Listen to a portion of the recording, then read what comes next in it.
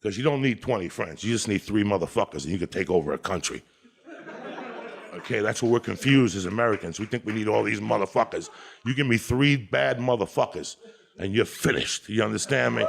You're fucking finished because we got each other.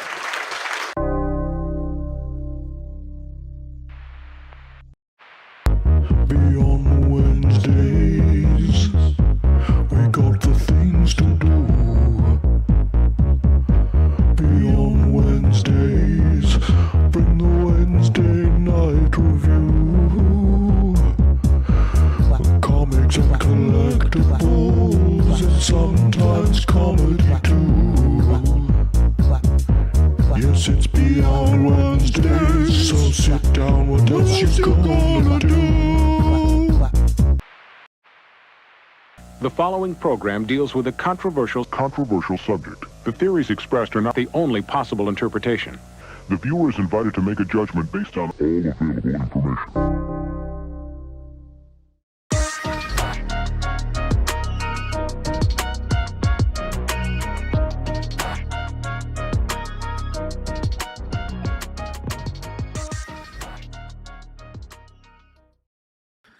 All right, you guys are gonna have to let me know if the fan is too loud tonight because it's one of those Arizona nights, as was last night. So you guys might be dealing with the fan tonight. Ladies and gentlemen, welcome to another Wednesday night, another stacked new comic book day, to say the least. We got Zartan back. We've got a new G.I. Joe character in the same issue, and another crazy reveal. G.I. Joe is amazing. You have what I'm guessing is the final Battle Beast this week, number 12. Is that the last one we're going to get? And then they're going to change over to another character. I can't remember, but that was a pretty interesting issue of that too this week. Well, and they announced that 13 is 2027, right? Yeah, they announced that 13s. They're coming. They're taking a break. Yeah. Okay. And so the 13 cover that they announced is one that I had submitted. I told Robert, "Hey, this would be a cool cover.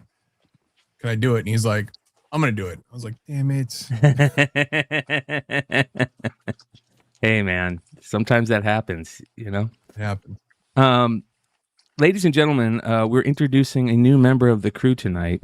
To Clutch's left is Joed, who is one of our new clip. He's going to help us clip some stuff. He's going to be hanging out with us. You'll see him chilling with us at cons.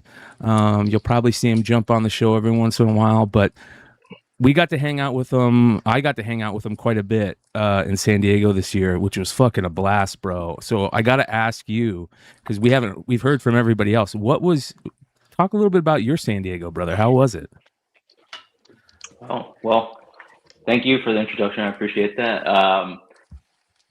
San Diego was actually really fun this year. Probably the best time I've had. I've been maybe 6 other times before, but yeah, getting to meet all of you guys in person, for the first time and hanging out with you really made things a lot more fun, especially with all the parties that we went to and all the drinking that we did. I don't know what you're talking about. the water that we were drinking. Yeah. Hydrate. You got to stay hydrated. The LA water, that's what they call it. That's right. Yeah, it was a good time, dude, for sure. Yeah, and then being around you guys again, like I said, it was so fun. You guys were so welcoming. Got to do some pretty cool stuff in terms of like content creation with Danielle, and yeah. Yeah, bro. Can't complain. What was something that was surprising about meeting this crew? Because like when I meet all of these guys for the first time in person, it's like, oh, like I didn't realize how tall this whole crew is. Like, some giants on this team. Yeah, Leg was the tall one there. I was just like, it was caught me by surprise. But I think the not surprising. I wouldn't say it was too surprising, because knowing Clutch. You know, he just has like that, such a nice person and aura that I don't know, that I feel like everybody that he has around him, the people that he, you know, likes to carry around him are going to be the same. And one time in another show, Brian talked about having like a good reputation and just like being such a nice person all around. That's the most important thing over anything else, and it definitely shows. You know, so I appreciated, you know, Mike, when we were at the Bad Idea party. You're just like, man, let me introduce you to this person and that person. You got to come over here, come over there. It's just like, yeah. I love it. I love connecting people. That's dope, bro.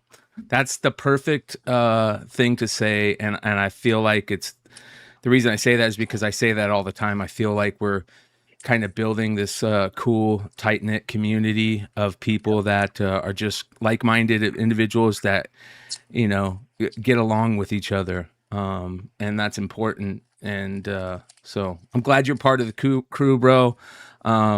Like I said, you guys are going to be seeing Joed hang out with us quite a bit, and yeah, so, you know, stick around, brother. You're more than welcome to hang out a little bit if you want, bounce whenever, and then if you bounce and then we're still chilling after the show, you're more than welcome to jump in. So for sure, I appreciate it. I'll let you guys do your thing, and I'll be watching though. Thank you, brother. Talk to you soon. Dude. Later, bro. welcome to the team. Good dude right there. Again, got to thank Clutch for that one.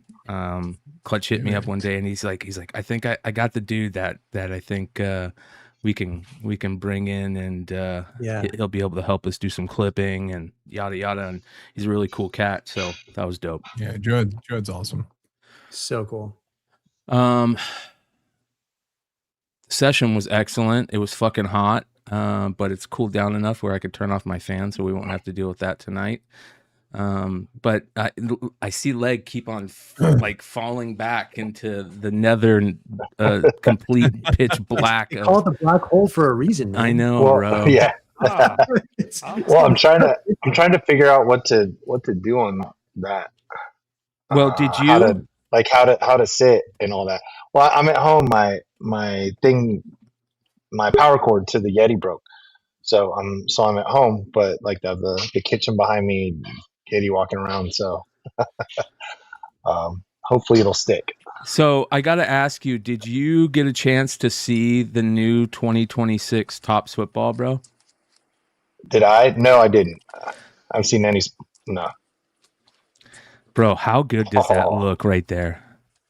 That is nice. That card. Oh, I need one. That does looks look good. so damn clean, bro. Oh my god. Dude. I love the stitched stitch number stripe or letter stripe, doesn't matter which. You know what I mean? Yeah. And on the left side of the border. Mm-hmm. Bro. Yeah, that's clean. I'm gonna need God.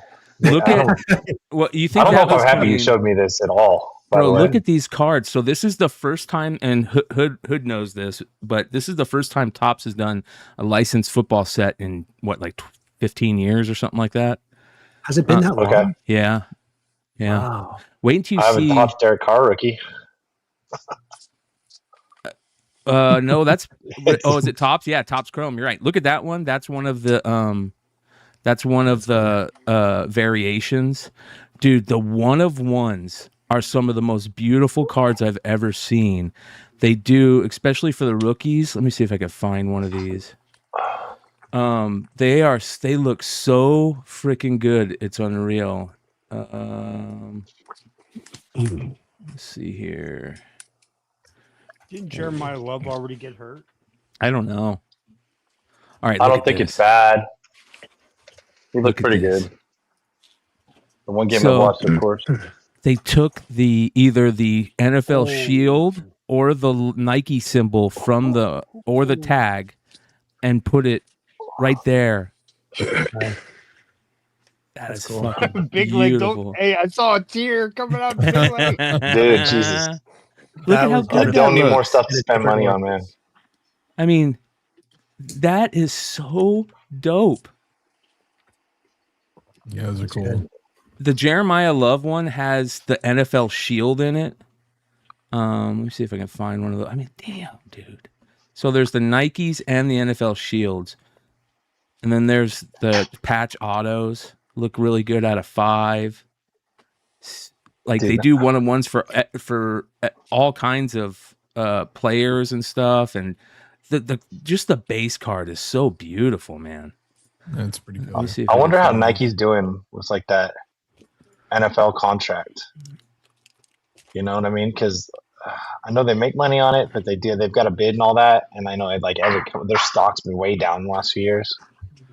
Yeah. You know, I think all the resells and people can't make as much money on him anymore. It's probably a good part of that, which is good and bad. Well, they didn't. I'm someone they who didn't wears control their the shoes, bots, but man. They didn't control the bots for too long. They let them run wild, and so people left. You know. Yeah. yeah, that's a good point.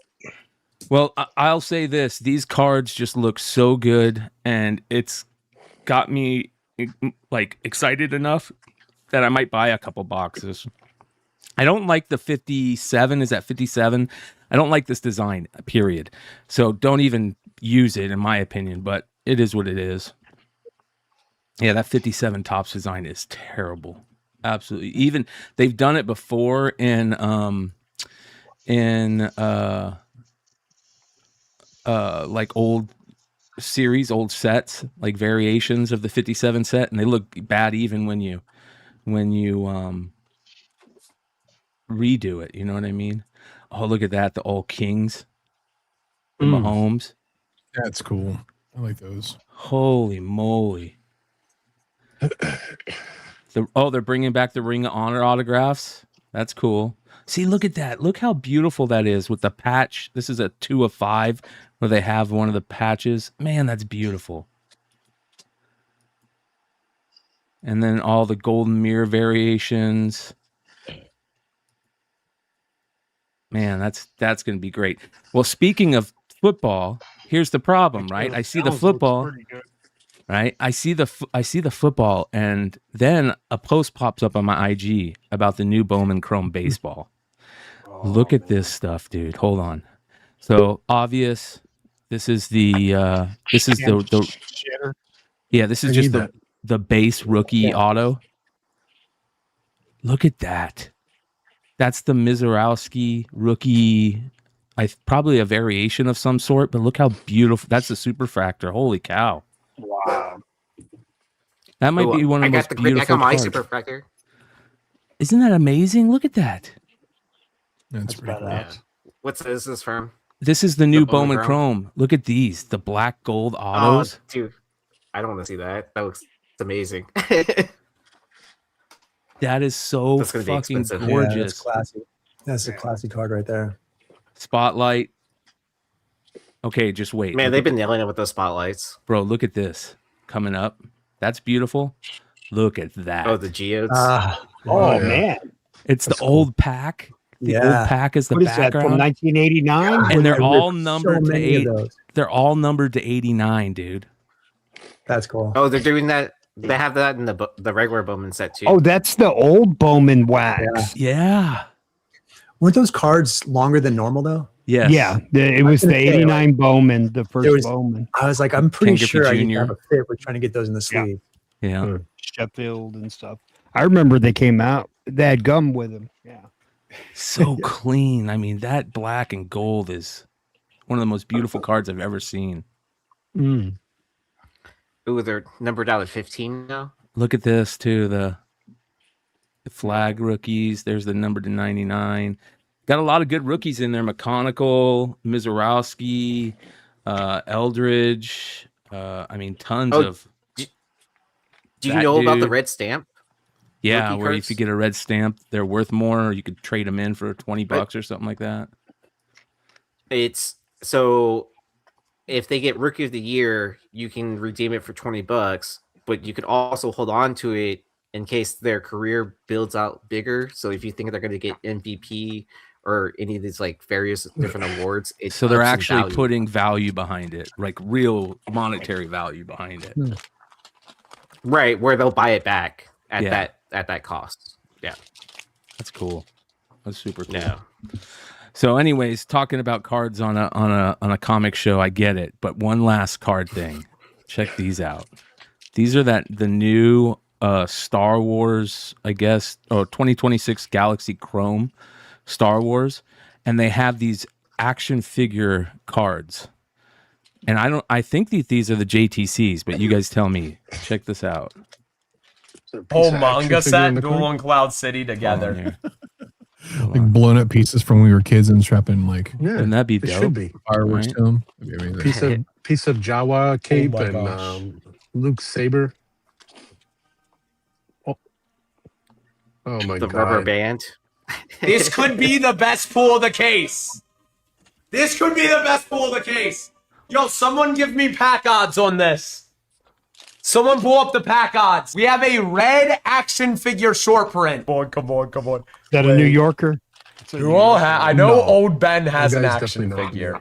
I don't know who the other 4 characters are though. Come on, get to it. Come on. That's beautiful right there. Oh, there is a Come on, chop AT-AT chop. pilot. Ooh. Or Isn't that sick? Oh, that That is does sick. look like John Tyler Christopher. It does look like But what is JTC. It's It's the a picture of a cover comic book. or right. the action figure, but it looks good on for a super limited card. I Oh, think that's that's kind of interesting. cool. Yeah, Red border. So is that out of 5? yeah, numbered to 5, and they're like 1 in 37,000 packs. It would have been better if they cut a piece of the figure off and put it in the cart. You're not but gonna be that'd be able so to do thick. that. Yeah, it's gonna be, and It's it's gonna just- thick cards like that suck. Just, could melt- you could melt just sliver it. That's all. Put a lightsaber in there, just a lightsaber But- on the Wait, the side. rubber band like a- from the crotch or whatever. no, good. you should just do their weapon. It should just be their weapon, That'd be cool. and then you only have to make it as thick as Yeah. like a patch card. Or Yeah, a piece that would of be the dope. original a piece of the original backing card or something. You know. Yeah, That could be cool. yeah. No. But, this guy got Oh. all excited over a JTC. Like the little proof of cover. purchases that you have to send in for your Oh, Emperor yeah. action figure. Hey, Clutch. Oh, that'd be this, cool if it was a whole UPC. Yeah. This of a was certain kind of figure. crazy. Did you see That'd be this, awesome, Clutch? dude. This shit. Dude, it's Basically too difficult to try to upgrade, and that's Black So Lotus, amazing. Magic's most iconic. This is nuts, dude. Yeah, What? his collection is bonkers. He's got. Is he a Is day that one for guy? real? Yeah, he's a day So one he guy. so he is he's one of the co-founders of Path of Exile, the video game Yeah. out of I think he's in New Zealand or Australia or whatever, and like dude, his collection is bonkers, dude. It is, dude. I just want to fucking vomit, dude. It's so good. Oh, look at all those dual lands. That was ridiculous. Yeah. Yeah, I've watched like every one of his set videos. It is great. I mean, look, and those are alpha Black Lotuses. Those Like, aren't like yeah. it is. Each one of those cards is like $100,000. What? And then he has 2 graded on top of that. That Yeah. that's 2 nines. ridiculous. Yeah. Oh my god. They're crazy. And look, it's not it's just insane. that, not just the Black Lotus, everything else. Yeah. He's got like That's 2 all- or those 3. those are all cards from Legends right there, and that's 16 copies of Pendlehaven. But then when he gets to like the library or the Tabernacle of Pendle Vale, like right there, that card that's $1,000 plus card right there for sure. Crazy. Oh wow. Each card. So he's I got 16. in right after Legends had been released for Yeah. at least a year or two. So I think I was like a 4th or 5th edition person So to crazy. jump into Magic. Yeah. That's dope. But I mean, back then you could also buy like a Black Lotus for like what, $200, $300. Oh, I mean, yeah, he talks about like he's like, oh yeah, I picked up a lot of these a while back, and da da da. He's like, I couldn't. He's like, I couldn't. Like one of the last videos he had, he talked about like he's like, I can't add more at this point. Like it's just they're just so expensive, but it's freaking crazy. And yeah, that's the funny thing too. Is like 1% of all the alpha Black Lotuses. So I think in the alpha there were only like there's only like 110 of each of the rares made for alpha. So they're crazy rare. Yeah. That's crazy, dude. That is absolutely nuts. Well, it's nice to be into that shit from day one because, you can sit on some. Or just, gold mines. Yeah. which is like super cool. I love. I've that missed shit. all the day ones in like the last 47 years. Fucking all of them. Cool being a day 3 guy, you know, like we do Superman 75. You know, I got all 5. I got 5 of those copies. I still got 4. Yep. I believe they call them weekend warriors, right? Right. Well, we got to talk about something that's not enough people are talking about right now. Okay. Let me see here. Okay. So we've known about this for a while, and we have not been able to talk about it. And it's been really hard because it's one of the coolest things that I think I've ever seen. And you guys who are long time Beyond Wednesdays fans will understand like why this is so fucking even super cool, more super cool than you think. So an amazing comic book variant was done by Joe Benitez at San Diego Comic-Con. All right. Insane, bro. Looking cover. That's neat. Isn't that just beautiful, man? And it does look good with that purple case that it's in. So shout out to Claws Out Collectibles, right? But here's the thing. So there is something interesting that happened behind the scenes with this. And I'm just going to let this video play and then we're going to talk about it. You know already, I teamed up with Joe Benitez on Absolute Batman 22. We got Harley Quinn, her origin issue with Absolute Bats on the cover. But because it was issue 22, Joe, you went to the shooting range, shot a copy with a 22 caliber gun. I don't know gun, but Correct. And then we got it graded by CGC. Tell me about this experience. It was interesting. We're like wanting to do something special with the issue 22. What about shooting it with a 22? So we went and shot it with a 22, and we got 22 of each. 22 copies of each variant graded. Right. We got the no grade because, well, CGC said they're gonna have to grade it as a book. Dude, that was fucking perfect, bro. I got to replay that. They're gonna have to grade it as graded. Right. We got the no grade because, well, CGC said they're gonna have to grade it as a book with a freaking bullet hole in it, literally. So we went with the no grade, but they all say out of 22 on the cover. Never seen it done. He's making history already in 2026. Thank you so much. Isn't that fucking dope, you guys? Clutch, bro. That was amazing, dude. Yeah. It was bummed I couldn't be there, but I'm glad they got it done. So you're gonna up it like when they get to issue 45. So 45 bullets. Hold on. Doc Joe is saying this is some bad idea shenanigans. No, it's not. No, it's not. No, it's Older. not. It's even older than bad idea. It is 93. Yeah. Wasn't there a book that did it with like different That's gauges why, of guns? Fuck yeah, bro. Isn't that's why like we talked about that book on here. How cool is that book where they shot the different calibers? That's literally where the idea came from. Because I remember you guys bringing up what was that book called? It was it started with an S or something like that. It was Jab something. Jab Comics. Yeah, it was something crazy. Yeah, I don't remember exactly, but I remember that specifically. And we were having this chat with Joe, and I was like, dude, what would be something fun we can do? And so I was like, dude, what if we shot it with a gun? Because I also there was that comic, but then also, yeah, Jab, that's all right. Yeah, I think that's the name of the book, but I don't remember which one had the bullet. Issue hole in 3. it. Issue 3. Yeah. So funny.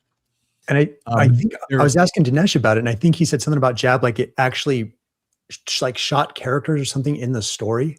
No, it was part of the story. So every time you turn a page, like this one where it went through, it was blowing out a tire. That's so crazy, awesome. Right? So I mean, just such a cool idea and fun. And you guys were like, it's issue 22. She's got a fucking arsenal underneath her sweater shirt, right? Like, this is the perfect way to do an homage to that book, which is so fucking. The timing on that was super tight, right? Because the book came out like literally like 2 weeks before Comic-Con. We had to get him out there to we had to get Joe out to Ohio to go to shoot guns with Rupp, and there was a Chris had found we have our buddy named Josh O'Brien was out there, and Josh is ex-military, I think he was in the Navy, and he knew a guy out that way who was also ex-military, who had a, was a instructor. And so he got to go to his place. They tested guns out. They shot some comics and said, "Oh, this would work." And then they were like, "Let's get Joe flew out there." It was a whole thing. It was so rad. So fun. I love that. And then we had to get the books to CGC. They were graded. They were signed by Joe. They were signed by Peter. Got them to CGC. CGC turned them around. They shipped them they were actually at San Diego Comic-Con, but because of all the craziness, I don't think we had them at the show or in the booth or whatever. I didn't even get copies to bring home. I know that Durr, who streams for Rupp, had some on his show and he sold a couple. So I'm still waiting to get some for myself, but they're so freaking rad. That's dope, man. Such a cool idea. That's what I love about comics too, is like creativity is on fucking like 11, turned up to 11 sometimes, and it just works really, really well. And this was a perfect one to do that with. And then just to have like CGC grade them, like that was super cool. Yeah, I think they said they would have graded out like a fives or whatever. And we were just like, well, let's just do no grade, so that way, because you know me, I'm a grade queen. So yeah, good shit, dude. Hell yeah. Check this out. Oh yeah, talk about that one. That was from Clutch's sale the other day, right? Mm-hmm. It's my favorite book of the year, dude. Yeah, I think it's one of the best variants, to be sure. Just wait. Yeah. He's like, but wait, there's more. Did you end up selling that art touch? I know. I don't think he ended up selling it. No, he got some really nice offers on it. He did. Yeah. Then the next one is going to be pretty cool. Yeah. No spoilers, but we're cooking. I'm here for it, man. Let's do it. It's going to be awesome. Speaking about that, this is kind of cool. Yeah, this is a sketch cover that's going up for auction for the Hero Initiative. Wow, it's up now. Oh shit. Yeah, so I would suggest everybody. This is one of those Hero Initiative we've talked about this forever, but Brian Polito back in the day worked with the Hero Initiative to do the first one of these for the Ultimate Spider-Man sketch, back in the day, Ultimate Spider-Man 100 sketch cover. And they had like, 100 creators do sketch covers for him. And then they make a comic out of that. And then they sell the comic. But the original art ends up going for sale to go to the Hero Initiative. Yeah. That's gorgeous. Dude, there's some bangers in this match, dude. Holy dude, smoke. that angel is crazy. Chrissy Zillow she's got a freaking magic. Oh my god. Let's go take a look. Oh, I love Chris Bachalo magic though. Where's it at? It's on their site. It's on eBay. I just typed in Hero Initiative Giant Size X-Men. I just typed in Hero Initiative and it popped up. But here, let me link you the store for the actual Hero Initiative. Yeah, I'm throwing it in chat. There it is. You got it. Yeah. Dang. Gosh, her stuff's so good. Wow. Only rad. 425 right now. It's got a long way to go. Yeah. When's it end? 5 days. I'm going to be watching these. I'll say that. 32 bids, that's crazy. $1,000. Yeah, that's such a cool cover. She murdered it. Yeah, that is gorgeous. These look great. That's nice. What a good cause too. That's awesome. These are gorgeous. That one's pretty cool. Yeah. Terry Dodson. It's crazy. That's all OA. Yep. I love that. Yeah. Hey. Ooh, I like that one. Creasley. See, there's the original right there. It's the original time when they did it. So cool. It's cool that they did a hardcover for it. That's rad. Right? Good finds, guys. That's cool.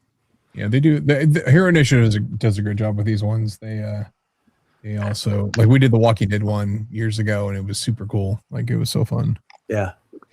So what was really cool is we talked about a piece of art last week. Was it last week? I think that turned into like a pretty cool story. So this is The Art of Silence by DJ Hall, and he did this really beautiful dork sketch cover and made it look just amazing.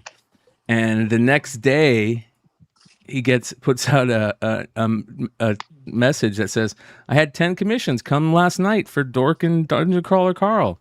And he was super stoked. And then we see this, right? Hold on here. I'm so excited to announce that I'm officially working on a cool project with Boom in like a week. Congratulations, brother. That's freaking awesome. Fucking A. Fucking A. Hey, you're welcome. That actually worked out really well. Greg had texted me like honestly, maybe it was like the next day or whatever, or like, no, it was Friday. Greg texted me. He's like, hey, I looking for somebody to do this. He had an idea for a book. You know, it was like, Brian last night just showed off this dude's work. You should check it out. And honestly, like sent the link to Greg. He was like, this is perfect. Hit the dude up. And then within I think like 2 hours, he's like, oh, he agreed on the rate and the date. I'm like, holy smokes. So that's pretty sick. Yeah. And that's part of you guys watching, like supporting these people and making this stuff happen.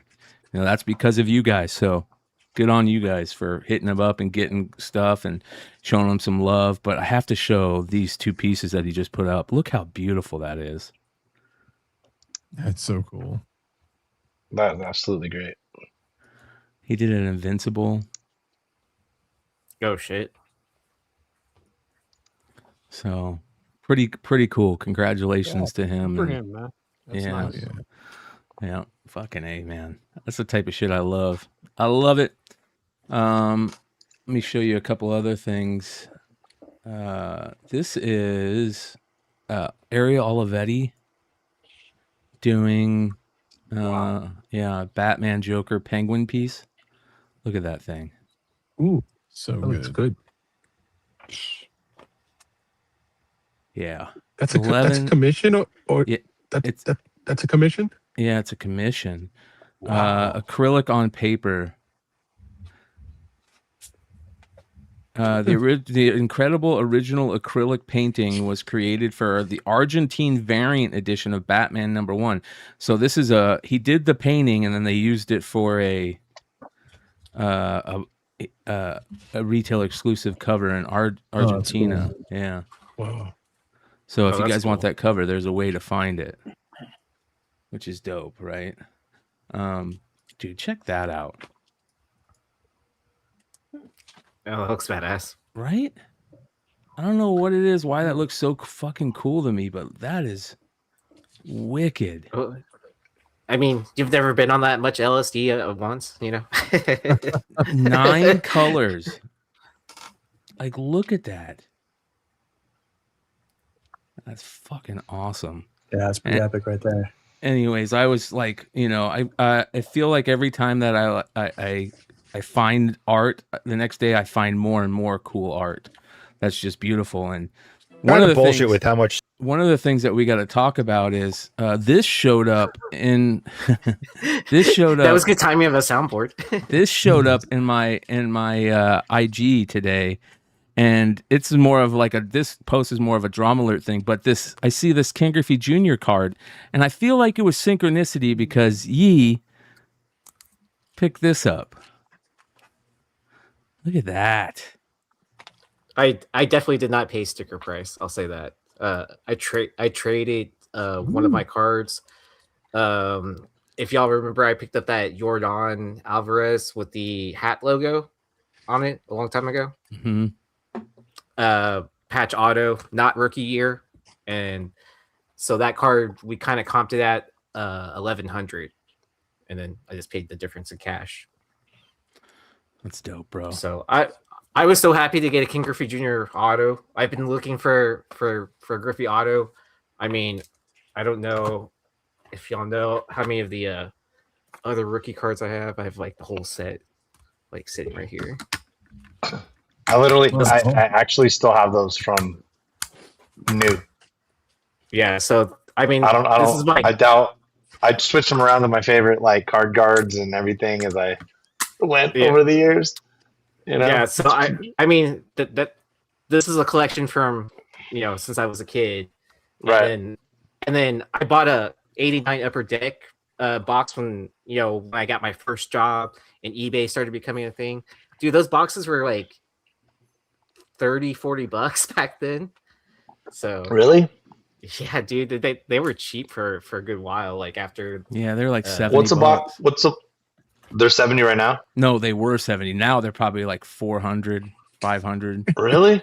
Oh yeah. I think they're like 400 when I was a fucking kid. Yeah. Well, they were high like when we were a kid, and then it dropped down like way down in price like for a good while. Like it was cheap to buy Upper Deck. I was like kind of like, oh, it's cheaper to buy a box than it is to buy the single. Yeah, bro.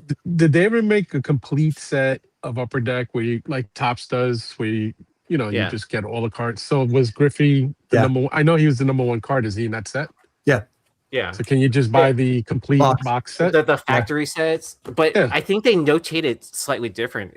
If I'm not wrong, right? No, I thought it was the same. No? It's the same. It's part of the production. I don't think they would separately do it unless it was a Tiffany set. Your factory set's gonna be expensive as hell because it's in there. Yeah, dude, and the box a few years ago though, they were just like I think $150. They were so cheap. I used it in like a throw-in on a trade. It was crazy. It was literally just like a sweetener. Like it valued at 100 to 150 at the time. It was crazy. That's crazy. So here's another cool thing that we've talked about before many times, and that's ticket collecting. But this, I saw this and my head kind of went, hold on. This is a full ticket to 10 Things I Hate About You, which was, I think, Heath Ledger's first movie, right? Yeah. If not very early. Yeah. So it got me thinking, like, how cool would it be to get tickets of all actors' first movies? Oh, that's cool. Graded, right? Like the Bro, rookies. I think I have this ticket somewhere. Do you really? Full disclosure, I'm pretty sure I have this ticket. This was a classic. You're like, that movie hand to looks take- familiar. No, Yeah. I'm just joking. Like not that exact one, but Dude, that this exact is era. 1999. Yeah. Fucking, I was 19 years old, bro. Yeah, 19 or 18 years old, and I understand that that classic date movie right there for sure. Styles, she was great. Yeah. Mm-hmm. And then this guy also has Sandlot, a Sandlot ticket from opening day. That's cool. wild. Opening days. That's pretty tough. That's cool. Is grading spare change that I had when I went and saw the Sandlot graded. The change I received back. Look at this one. This is a Oh, that's wild. 1986 A Nightmare on Elm Street Japanese movie theater ticket. Now that's fucking badass. I've never seen that. Oh, I've seen those. Robert Japanese- Englund signed it too. Yeah. Yeah, I've seen some of those Japanese tickets. Yeah. Dude, they They're get up pretty there. extensive. Like because a lot of those films get reshown at different theaters for a special event or whatever. Yeah. So I've seen some pretty cool tickets that I've submitted for some people. That's fucking cool shit, man. Yeah. All right, let's get into New Comic Book Day because there was some real there's a lot going on New Comic Book Day this week. Starting off with Avengers Armageddon #3. Any of you guys reading this series? This series is kind of interesting, and it's got that new Captain America has become this I like Chip, but no. I have to sadly say I'm not reading any new Marvel titles. I don't read any Marvel. I don't buy it or read it. I can't lie. Wow. And did you? If you guys- told me did something, guys- if you told me something was great, I would be like, okay. I'm not like, I don't hate. Yeah, It's just like- totally. I mean, if it's something like completely amazing, like I'll probably like where I hear a lot of people saying like if there's good things about it, then I'll probably check it out. I will say I picked up X-Men of the Apocalypse recently and read that because it's like for that run was sort of closed. It was Alpha 1 through 4, then Omega. And that was fun. Crazy. I like this cover though. Yeah. DK That's Ruan. Ario, right? Ario No. out of the Philippines. No, this is DK Ruan. Oh, I'm sorry. But just beautiful. Didn't Bleeding Cool post a thing this week about a rumor about this also kind of somehow being tied into Miracle Man too? Oh, bro. So that's what that new Captain America character, all of a sudden he became like this Superman type character. So he could be like the new, that universe's, the Ultimate Universe's new, or whatever this is. Miracle Man, you know what I mean? Marvel's Miracle Man. I don't know. It's weird. Yeah, kind of weird. Kind of fucking weird.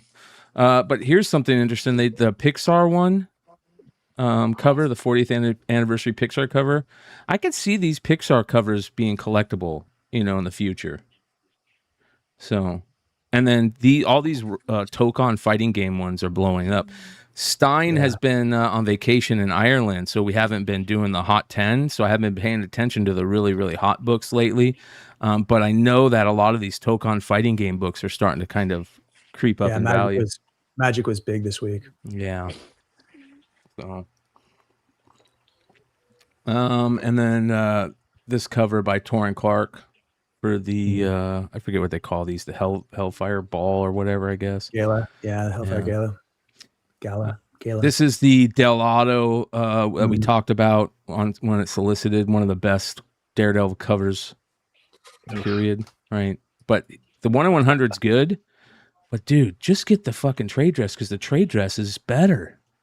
That's pretty good. Yeah. Hey, look how good that trade dress looks. Yeah, the white really pops. If I would probably lost a bet that was Alex Ross. I love that comment. Two of my favorite artists. That's not derogatory to say. Not at all. No. Yeah. That looks so good right there, man. Maybe the glistening, I think, makes it look more Rossy. The dark line around his head makes it really pop. Yep. Yeah. Glistening. And then there's a decal. There is an Alex Ross for this leg. Here's the Alex Ross. See, better. He's glistening too. Who's farting in his face? All right. Is that Green Arrow? Who's that? They both look like they just got out of the shower. Him jumping. It's like a cover. It's like a Jackass cover. Well, what do you guys think? So the rest of the covers are decent, right? The Masafera is pretty good. The Derek Chu, But dude, so much glistening. What do you think about the 1/25 decal? All right. I like it. I love Jeff's work. I wouldn't have realized that. I feel like it's not as good as the others. Yeah, I wouldn't recognize this as we are decal. talking about Alex Ross and Gabriel Delato. Yeah, I don't. But dude, if you showed me this cover and didn't tell me who it was, I wouldn't. And that decal signature wasn't there, I wouldn't recognize it. Yeah, as decals.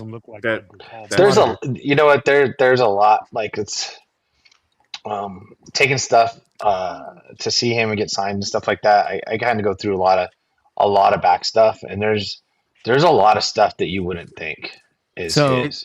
Maybe not some of you guys like Brian, going through new comic book every week. It's not like Lock gets by you, but like for over the years and stuff like that, there's stuff like, oh, well, that's okay, or I didn't know that, or stuff with a lot of wordy text and everything. Justin says, let's be real. Nobody knows if the stories are good because none of us are reading them. Well, I will say I'm at least reading Daredevil, and how is it? It's okay, man. It's gotten a little bit worse as the issues, in the 4th and 5th issues. 1 through 3 were good. Love for this though in person. I will say, she's absolutely getting. They're Stephanie trying. I know they're trying to blow her up. Not like it was. This kind of blew me away. I don't remember if I said this after Heroes or anything, but like when she's next to Rose Bash. Are you talking about Stephanie Phillips or Stephanie Williams? Yeah. Stephanie Phillips. Phillips. Okay. Yeah, the writer of Daredevil. Yeah. Yeah. And like they're running breaks for her lines, and you know how they make people circle and stuff, Mm-hmm. like fighting with people over her having like this extraordinary line. And this is Heroes where you can like kind of do whatever. That was kind of the cool part about it. There's so many artists. If there's a line, you just go to somebody else and come back and there's no line. She had like a consistent line. And like, I'm not used to the Rose Batch to me. I was always going to have, there's always going to be people there, you know, but watching like to see like just, you know, like a few people at Rose and then literally a consistent line for every single signing time that she had at Heroes was crazy.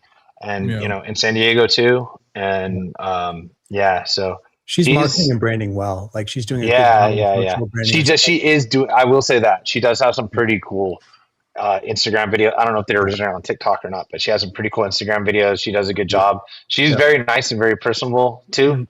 It seems like to everybody to talk to. So let's get her on. There's too much testosterone on the show. Let's get her on here. Yeah, let's go, buddy. I'm down. Next, we talked about that. All right, Immortal Thor, which is issue 800 of Thor. There's the Alex Ross A cover, which is gorgeous. You guys know I love anything with like galaxies and space, especially cosmic Marvel. Just perfect. Great cover. So you like the Cosmic Boo cover? The Cosmic Boo cover? Yeah. But is it a good read? This Thor, I'm like jumping in and jumping out because I love Alex Ross, so I'll just check it out. But it's an easy book to kind of overlook, right? It's doing that legacy milestone. It's actually issue 13 or 14 of the Immortal Thor, but they're calling it 800. And it's about a guy going on a quest for Thor without even possessing a hammer. So I don't know. I've kind of what's dropped that far off. right cover there?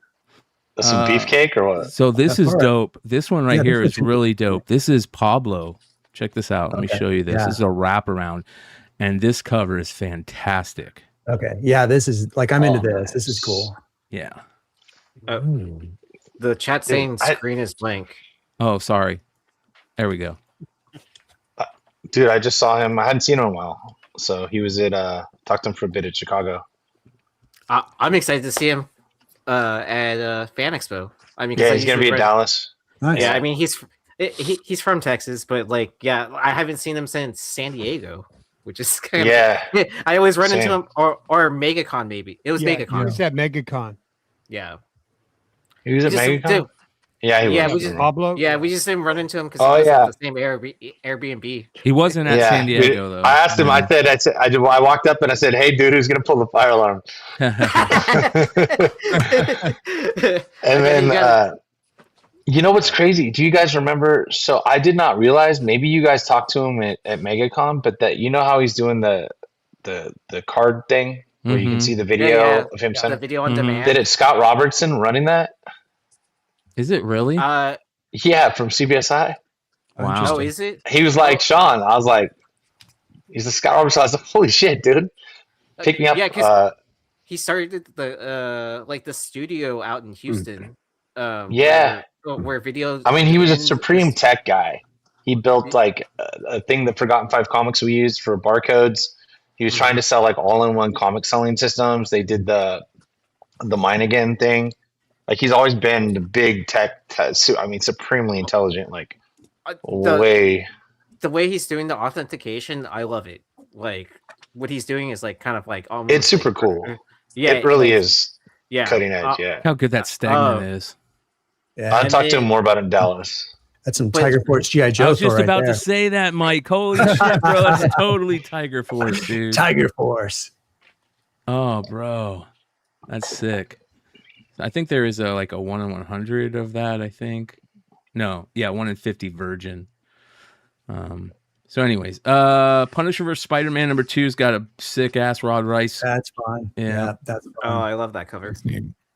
There's also a couple other good ones. Like I love the A cover. I love this one, that the homage to the Tarantula issue with Boomerang.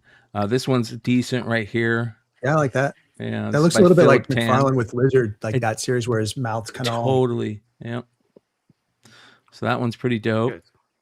Hey, they did a good timing of the release too. Right after Yeah. the movie. Yeah, they did.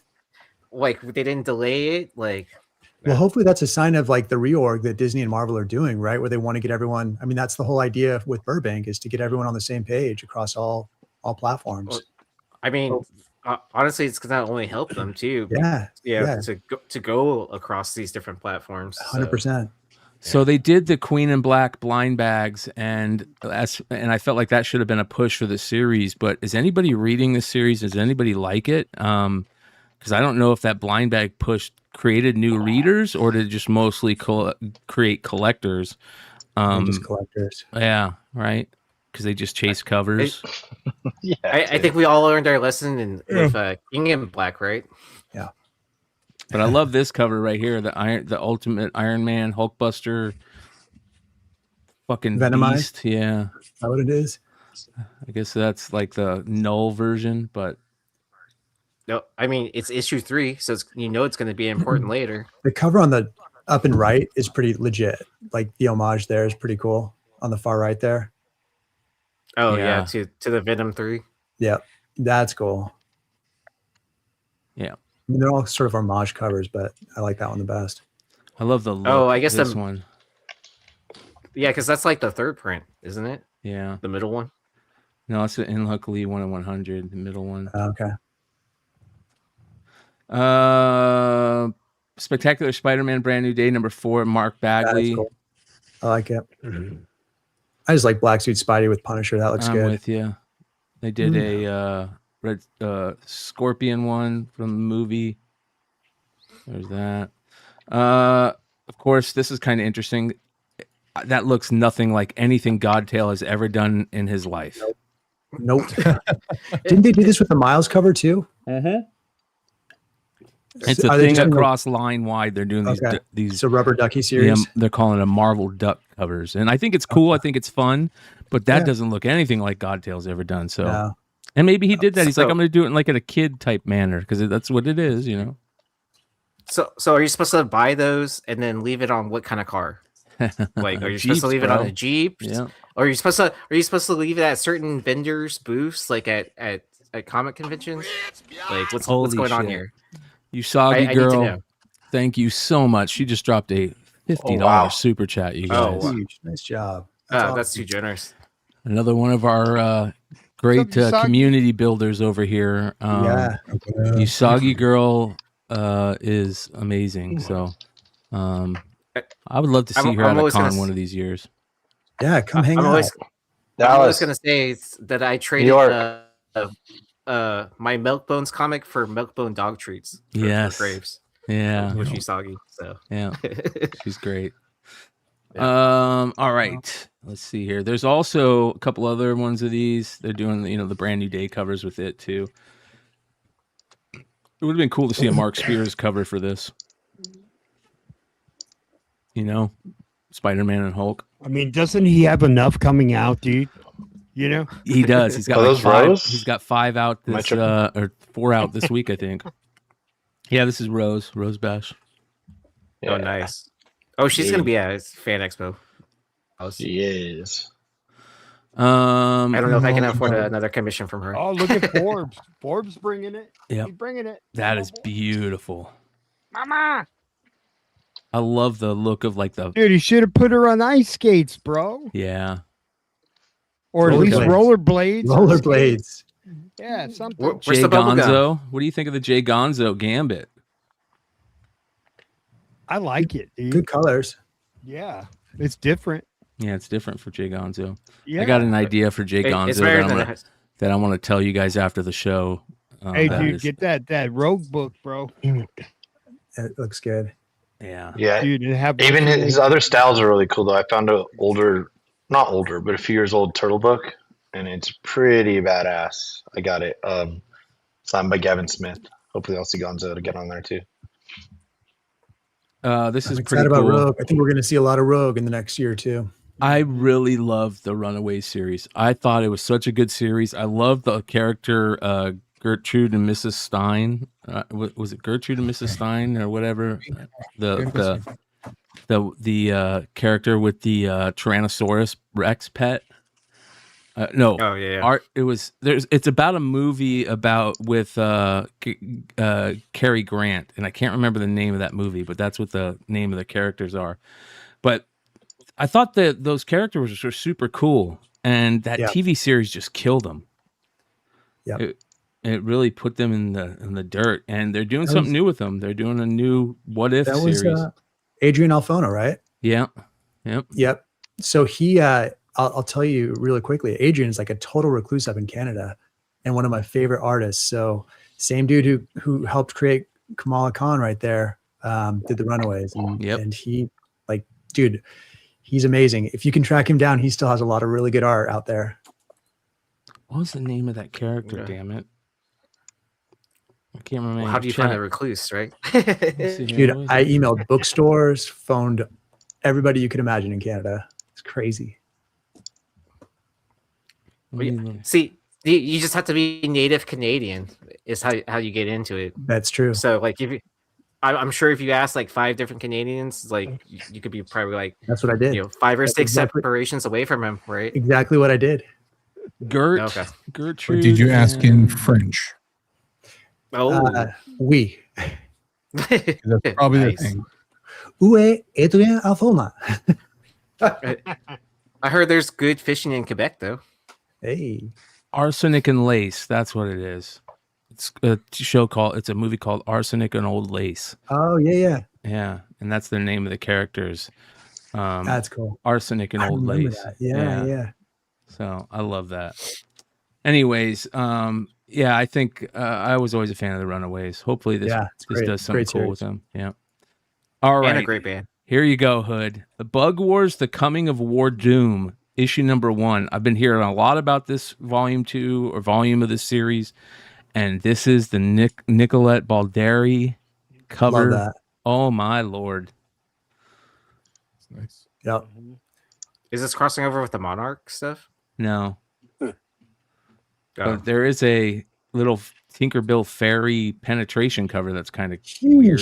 What? It went from like Disney princess to I don't know if it's penetration. I'm just saying, like, it's weird. Yeah. But it's up 1%. Look at this cover right here. This cover is kind of cool. Yeah. I like that. Yeah. Weird series Bug Wars is, man. Was she sticking a bug in there? She was a bug, bro. War Doom is definitely coming in that cover. Oh, this is awesome. I love this. A little cover. DOT. Yeah. Damn it. So this is an homage to DOT. This is If Destruction Be Our Lot. DOT, Destruction Our Lot. Yeah. So, and they're doing a nice homage to it. So oh man, I need that homage because like they've done like several more over the time period too, right? Because they have the Oswald cover, Marilyn Monroe. They've done Elvis. I'm trying to think of who else. Sick Tick has one, right? But it's great that it's usually always like a Simmons cover too. Mm-hmm. Oh, he needs to do like the old school like Warhol thing, and then just have all his covers like next to each other. That'd be cool. Yeah, that'd be really cool. Yeah, that'd be a cool print. All right, here we go, ladies and gentlemen. My book of the week. G.I. Joe number 25 was fucking awesome. Like really good. I hope you guys are reading the Energon universe. It's just chef's kiss. We're getting really crazy in Transformers and G.I. Joe, especially right now. If you guys haven't been following, the Night Force team has developed, and it's like G.I. Joe's one team and the Night Force is another team. And so you've got for G.I. Joe, the G.I. Joe side with Duke, you've got Baroness, Stalker, Clutch, the new guy, Merc, Scarlet, and CoverGirl. Am I missing anybody? I think that's it. And then on the other side, you've got the Night Force team, which is Flint, Lady J, Roadblock, Beachhead, and I can't remember who else. Is there anybody else? And they're fucking badass. They're like, the best way to explain it is like Duke's team is the X-Men. Flint's team is the Uncanny X-Force. You know what I mean? The like, the behind the scenes, don't give a fuck how they get a job done, you know, type thing. And they're badass. That's what we need. I know, dude. Beachwave is badass. Beachhead is badass, dude. One of my favorites, man. Yeah. The stuff that they're doing too, it's so cool, and it's like it's extra layer too with the General Hawk stuff or the flag, and then you've got the Zartan stuff in there too. You just said it. There's so many layers to all this stuff. It's so freaking great. So we've been waiting for Zartan to show up because the Dreadnoks have been there and they're badass, but we haven't really seen or heard much of Zartan, you know? And Zartan shows up in the perfect Zartan way. And he's heavy in this book. But not only is Zartan in it, they introduce 2 basically new characters in this. And I'm going to kind of spoil it without spoiling it, but this character on this cover is a new character. She's like gonna be if basically Cobra Commander puts it, if Destro is his right hand, then he wants this chick to be his left hand, and her name is Medusa, I think. And they figured out that the Energon cubes, the Energon can give weird powers, and that's what Crystal Ball was using to do the crazy, hypnotic shit, the LSD bad trip stuff, and so they're figuring that out right now, and that's such a cool idea and a cool way to play and to merge the two, that the Energon can do crazy extra things other than just power weapons. It can like fuck with your mind and just cool stuff, right? So then at the end, you're always waiting for Baroness to like screw over the Joes and go back to Cobra. And I feel like half of most of the first 25 issues of G.I. Joe has been setting up like her mythos, right? Is she good or is she bad? Is she good or is she bad? You're always wondering when she's going to turn on the Joes. And she keeps, being stand up, and you're always she's always getting accused of turning on the Joes, and it's just it's kind of this cool play that's been going on for 25 issues, and you never know how it's going to play out because of who she is. We know the Baroness's backstory and everything.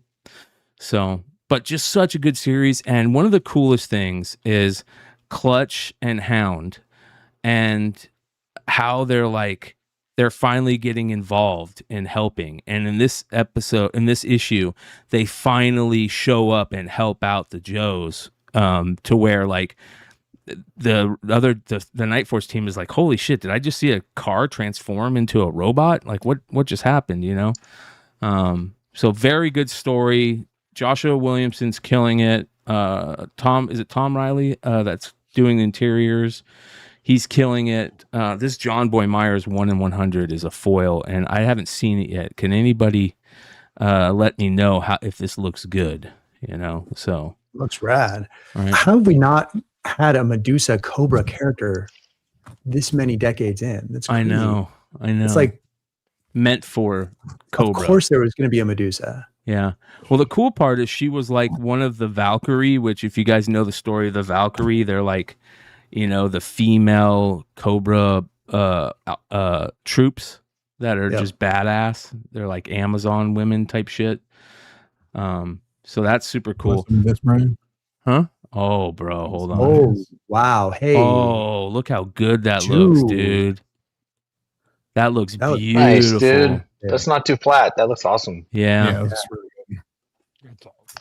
Wow. This foil looks awesome too, by the way. Hold on, let me see. This is the wraparound. Yeah. Oh, nice. That's dude. the Riley wraparound. That's actually really good. Yeah, and there's the Night Force team on the left. Oh yeah. And on the right is the Joe team. Oh wow. Who's up in the sky there? Flying? I'm not sure. I think that's Stalker. Stalker. Okay. So No, he's is it? probably Night Force too. No, Stalker's on the other side. Sorry. Flying in the Hawk thing. Can't really see. Yeah. Okay. So here's the they did a wraparound. Did you see the wraparound Zartan mask one, Clutch? You mean this one? Oh yeah, look how good that looks, bro. That is awesome. Yeah, and the character's name is Major Medusa. Major Medusa, yeah. Major Medusa. All right.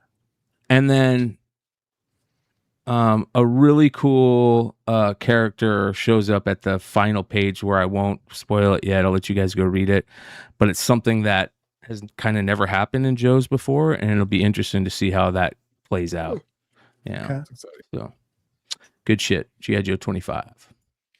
All right. Invincible Universe Battle Beast number 12. Very ominous set of covers here, to say the least. So this is our friends Rabbit Comics. This is a Virgin Foil Limited 800 that they did, which I think could look really, really good. I don't know how good it'll look in hand, but it could really, really pop if done right. And then there's other great covers, but look at them all. I mean, very ominous. Battle Beast just getting his ass kicked by characters that we know can kick his ass and wear. We know he doesn't die yet, so yes, yeah, but a weeks ago. Okay, so we've got one more month. 13 is going to be the final one. Well, they don't say. They just say it comes back, and then they show the cover for 13. Okay. Yeah. So this is from what we're hearing, and I this is still just, I guess, I don't know if this has been, found out to be truth, but it sounds like they're gonna do very cool like anthology like runs where 1 through 13 is all about Battle Beast, 14 through whatever is all about Alan the Alien, whatever, is that kind of what we're hearing? Do you know anything about that, Clutch? Don't know anything about it. Okay. So I think that might be something interesting if they pull it off. We'll see. I'm waiting for Space Racer. I feel like that's coming. Well, you know what's cool that I don't know if you guys saw, but Kirkman did acquire the rights to do Micronauts in the Energon universe. That's cool. Yeah. Wow. Yeah. So. Gosh, those are some great covers. I love this one right here. That one could be really good. So. I mean, like the Baron Karza shows up in Mask number 2 or 3 or something like that, right? Yeah. Spoiler alert, but spoiler. This might be Baron the other Karza. book of the week, in my opinion. Lucky Devils number 9, the Steve Seeley and Ryan Brown variant. Nice little homage to Hot Stuff. Right? Yeah, definitely. I always like Ryan Brown stuff. It's funny as shit. Then Simon Kodransky's issue 14 of Something Epic has got a really cool variant that he did. That is badass. Yeah. And then he did like a black and white just a black and white for it. So nice They had a little- bunch of freaking cool cover. I mean, you can see them, but yeah. Batman Superman World's Finest number 54, Dan Mora baseball cover. That's cool. Yeah. dude, so Dan Mora, I met him for the first time. That guy is freaking cool, man. He's so rad. He's such a nice guy. He's just there, like nothing's like serious. He's just having fun talking to people. Yeah. He's got his 2 little kids at the table. Yeah. Okay. They can draw better than most of the other artists on that row. And they're like 3, 4, 5 years old. Right. Crazy, right? They're sitting here drawing shit. They're making little Pokemon drawings and stuff like that. That are pretty decent. Now that I'm thinking about it, I should have bought them. And then they'd put a price on it and they'd stick it out like in front of you while you're getting stuff signed, like on the table. Yeah. Like they're paying no attention. And like he is 0%. Like he's like, these are my kids. I'm here. We're hanging out. I'm signing. Like just didn't care. Just like, you know what I mean? That's awesome. And I get up there and I'm like, dude, what are these kids doing? And I'm like, oh, dude, they're awesome. They're sitting here hanging out. They're just both of them pencil in hand, just going for it. Then they start coloring them, and I'm like, yeah. So yeah, Dan Morrow was super, super, super cool. Such a nice dude. Never Creating memories. Never got the chance to meet him, but I won't pass any experiences to meet him anytime in the future. The best thing you can do as a father is create memories, man. Whether it's a daughter or a son, like the things that I remember, of my dad, all those memories that he created. I was watching a show the other day, or not watching a show. I was going through Instagram and I saw this post by this guy. He told this story about how his dad worked for Nintendo, and he one day when he was really young, his dad came out and said, "Hey, come on." He woke him up. He said, "Come on, son. We're gonna go down. We're gonna go somewhere. Throw on your jacket." Took him to the arcade on the night that Killer Instinct came out in the arcade, and the son told this story about how there was a super long line for the game. His dad walked up, put 4 quarters on the screen, and these are all, and his son's just telling this like it was yesterday, and he's all these like little things that he remembered, and he's like, and my dad finally got up to the front and he told me, now it's your turn to go stand back in the line, put your quarters on the screen, and when you get up to the line, I'll see you here. And there was like 20 people in front of the kid. So his dad was so good at fighting games that he beat everybody until his son got up there. And when his son got up there, his son was like, I don't know who to pick, Dad. And his dad's like, well, I'm the fire guy, you pick the ice guy, and we'll see how it works. And his dad sat there for the next 10 matches, and the people behind him all let the son play his dad, without having to go back to the line for like, a bunch of matches out of respect. Oh, that's cool. And he taught his son how to play the game, and then they went home. And like, what a memory that was just created forever from a father and a son. That's cool stuff. So the dad just straight murking fools, just like.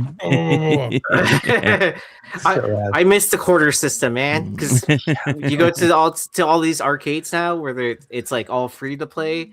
You don't have that quarter system anymore, so you can't tell if people are watching or waiting in line anymore. Yeah, I used to love taking people's money, man. Yeah. Where's up? Daddy's here. Let's go. There's a couple other variants for this that are interesting. I like this one, the Adrian Gutierrez. That's pretty good. Good coloring. Yeah, this one's really interesting. The Sienkiewicz Dark Knight Returns. Kind of interesting. I feel like the coloring's a little off on it. It is. You don't really see the Carrie. What's her name? Carrie. Yeah, Carrie. I can't remember what her last name is. Anyways. Batwoman number 6 Sejic variant. Now, when I first saw this, I was like, bro, this is sick. But then I looked at it again. I'm like, there is something so like disturbing about this, and I can't figure out what it is. But it's really good. But there's something. Well, it looks like she's taking a shit. she's constipated in a sewer. She's been in a shootout. She was listening as Daredevil earlier. She's crying. It's outfit. It's the same color as the flesh. That's probably it. Yeah. Red coat. It is uncomfortable. Damn, dude. Just like, So that's Sejic, but there's a couple other good ones. I like this one right here. That's from Just Spokes. I mean, we talked about it before. That costume design is just other level. Yeah, it's really good. Dark Knights of Steel 2 number 2. This is the Travis Moore cover. Look how that is awesome. That's nice. Really good. And then there's a couple other really good ones. There's a good Harley as the gesture. Yeah. Oh, in the Force. I love this Dark Knights of Steel stuff. I haven't started on this series yet, the volume 2, but volume 1 was great. I love this type of idea, and I've always loved Elseworlds and what ifs and historical, moving to certain times, Gotham by Gaslight, that type of shit. I love that type of stuff. There was at Heroes Con, there was a girl that I had run into on the escalator, but she was cosplaying as the Batman from this world, and her outfit was fucking awesome. That's It cool. looked so cool. Sick. Lobo number 6. That's a wicked cover. Yeah. Wow. Looks good. And then there's a couple other ones. You got the His glow in the darks have been insane. Yeah. I like this one too, the Fragoff one. Yeah. The Corona? Lobo versus the Tooth Fairy. Smells so bloody. That's hilarious. Yeah. So Nakayama, Corona, and Rosmo. Riley Rosmo's badass. Yeah, that's good. No Bermejo, huh? Dude, the Bermejos have been my favorite. We got a Bermejo coming up though. That's fucking next level. New Titans. All right, here we go, you guys. We've got a big moment. Static joins the team. Beautiful Torrin Clark cover. I'm a little worried because who's writing is this? Who's writing The it? guy who wrote Miles Morales. Is it the guy who wrote Spider-Punk? I don't know if it's Spider. No, it's not. Okay, no, it's not. It doesn't look like it. But so this is awesome. I'm looking forward to seeing how this plays out. But one reason why I want to talk about it, I love that Torrin Clark cover, but the Sanford Green variant. And Mike, you might remember this. So might a couple other people in the chat. Leg, you might remember this. But this is the variant that Sanford Green did for the Ink Alliance. Which are black-owned comic shops. They have this cool group that they have set up, and this is. Let me find this. Let's go here. Is this it? Yeah. So this is super cool. Yeah, I see that. Black Alliance Shops, Comic Shop Collective, Ink Alliance debuts with an exclusive Titans 38 static Venom variant. That's right. Right? There's the Ink Alliance. Now, here's what's crazy. At the Bad Idea party a few years ago at San Diego, I met the owner of Blurred's Underground in Chicago. Chicago, right? Yeah. Super cool dude.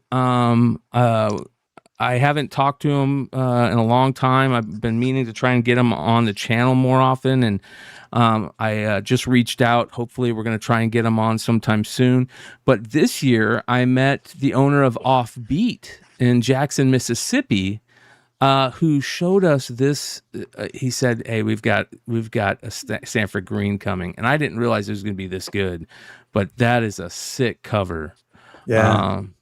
And it's going to be split up between these stores. So Blurred's Underground, Offbeat, or Blurred's Underground in LaGrange, Illinois, Offbeat in Jackson, Mississippi, Challenge Games and Comics in Atlanta, Georgia, the Comics Den in Los Angeles. I really like the owner of the Comics Den too. I follow him on IG. Third Coast Comics, Chicago, Illinois, Gulf Coast Comics in Houston. I have a crazy story about. I haven't been to their store yet, but they're the Multicultural Center at Rice. They used to host different, different stores or different, businesses around Houston, to have like a day or whatever. Well, the owner stopped by there, and then the director at the Multicultural Center was like, "Hey, you need to try to stop by during this times." And I was like, it fell like right in the middle of a time where I could not be there, and I was just like, no. So, that's synchronicity, bro. Yeah, I'll have to stop by the actual store now, though. So Acme Comics in Greensboro, North Carolina, Cutson Comics in Noonan, Georgia, Windows Comics and Collectibles in Claremont, Florida, and Eastgate Comics in High Point, North Carolina. It looks like you can pre-order some of these. Or order some of these. Yeah, Mike Davis is the guy who is one of the co-founders of the Ink Alliance, and he's the guy who I talked to that owns Blurred Comics. I like Mike a lot. He's a good dude. And then Philip Rollins is the owner of Offbeat, who we met in this year at San Diego. Mike, that's right. I just put a link in the chat for where you can buy from him. Nice. Last year. Or the year before, did we meet the owners of the Chicago store? Yes. Yep. Yes. Okay. Those guys are so rad. Yeah, they were super chill, like super chill. Yeah. So it's written by Tate Bromball, but but for some reason I thought that Ziggler was going to be taking over Titans, but I could be wrong. I'm not.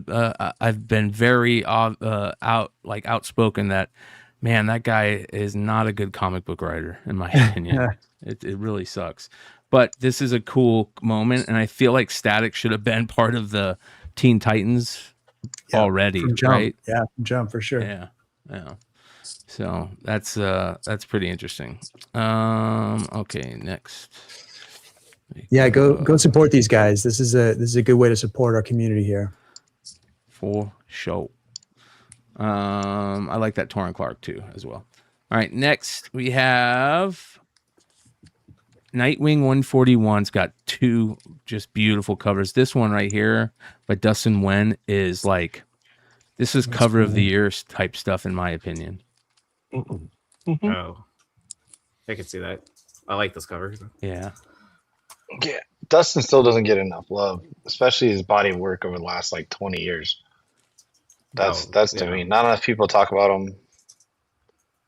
Crazy interiors. He's worked on like every major Batman ever, and plenty of other stuff, obviously. But so the SG variant is sold out. Guy McLeod says so at Offbeat. So if you guys want, let me drop this link right here. Yep, I see that. You're right. So this but if they have any left, it looks like they're going to go for sale online. You can only buy them for store pickup. Here's where you guys can look up these websites for these shops right here, you guys, and hopefully you guys can pick some up at those shops. Cool. Good looking out. Yeah. Here is the other one that I really like. This one right here from Tim Bradstreet is really good. Yeah, it's cool. Again, great costume design, right? Yeah. Like good coloring, good pop, but damn, really great the way design. it runs through his hands, the blue runs through his hands. That. So good. Dude, just saw Tim again. That never gets old. We got to have him on again. He's a good dude. I love this. Yeah, Dark Knight Return. That's cool, actually. It's Carrie Kelly. Kelly, thank you. Yeah, that's who. Thank you. By the way, that Dark Knight Returns animated from about a decade ago is on sale right now on Amazon Prime for like $5. I picked it up. I hadn't seen that before. It's one of the best documentaries ever, dude. No, like the animated movie. It's like 3.5, 4 hours. Sorry. I thought you were talking about the documentary about, I'm thinking for some reason my head jumped to the Batman the Animated Series documentary. I don't know why. No, this is, if you haven't seen this, it's crazy. It's like 3 or 4 hours long and it's so well done. I remember it being 2 parts. Yeah, it's 2 parts and they compile them. So $5 you get both. That's cool. All right, next. This is Teenage Mutant Ninja Turtles Shredder number 11, Ashley Wood, retailer RI Virgin 1 and 25. Fantastic. Yep. I love Ashley Wood's art. Always have. Yep. Ghost Rider 2099, right? Yeah. So would you call the background like pizza box brown? Or... Sepia. Good call. Shell Shock number 1. Here we go. We're getting into the book I was telling you about. All right. This is the J. Stevens 1 and 10 homage. I love he does such great homages for all the EC Oni books. Yeah. Definitely Fantastic. J. Stevens fan. Yep. But look at this Bermejo, you guys. Oh shit. Oh yeah, I ordered those. Yeah, it's crazy. I've got the box. I just haven't opened the boxes. I just got back, so I gotta show you. I just got back too. Look how beautiful. You guys are traveling, man. Look at that. I went into the middle of West Texas, so he's one of the best. Period, man. Dude. With the looks skulls, a little bit like that Cable Brolin shot from Deadpool 2. Yeah, the skulls hanging off. Sister and mom. Oh my god, that's fucking insane, dude. That's crazy. Smart cover. And the teddy bear. How old is the kid then? Who knows? Not big enough to fit in those shoes, that's for sure. Or be carrying that gun. His hand's kind of big. Where's that could just be the hood angle. just He's left. badass. Yeah. Oh, that one's really dope. Oh, is he here? Oh, there he is. I was gonna say, what does Hood think about? Look how big his hand is, bro. Is it Kind of big or is odd. it sideways? I don't know, dude, but it looks No fucking. comment. It looks like he's grown up hand on a kid's body, but this cover is Yeah, still it looks fantastic. like an old man hand. It's Yeah. old man hand on little boy. I mean, but that's what happens when you put your hand that close to radiation, right? So that's shell shock. I mean, are we just gonna gloss over that? That looks fake as shit, dude. Nah, dude. It's just Okay. Are we trying to get him on the show or what? Oh yeah, badass! Woo! Dad. that cover's sick. Look at the hand clutch. The Look at that. hand Zoom is- in on the hand, dude. It's a Come little on, rough, bro. It's a little rough. Come on, Yeah, bro. Yeah. Come on. That's an old man hand. Look at the thumb, dude, and the wrinkles. mean- Look at the wrinkles in the hands, dude. I know, bro. What, are That's you why I just brought finished it up. doing the dishes? I'm not Dude, you glossing over finished- it. That's why I brought it up, dude. It's an old lady finger. Bro, that's like Hank Hill's dad.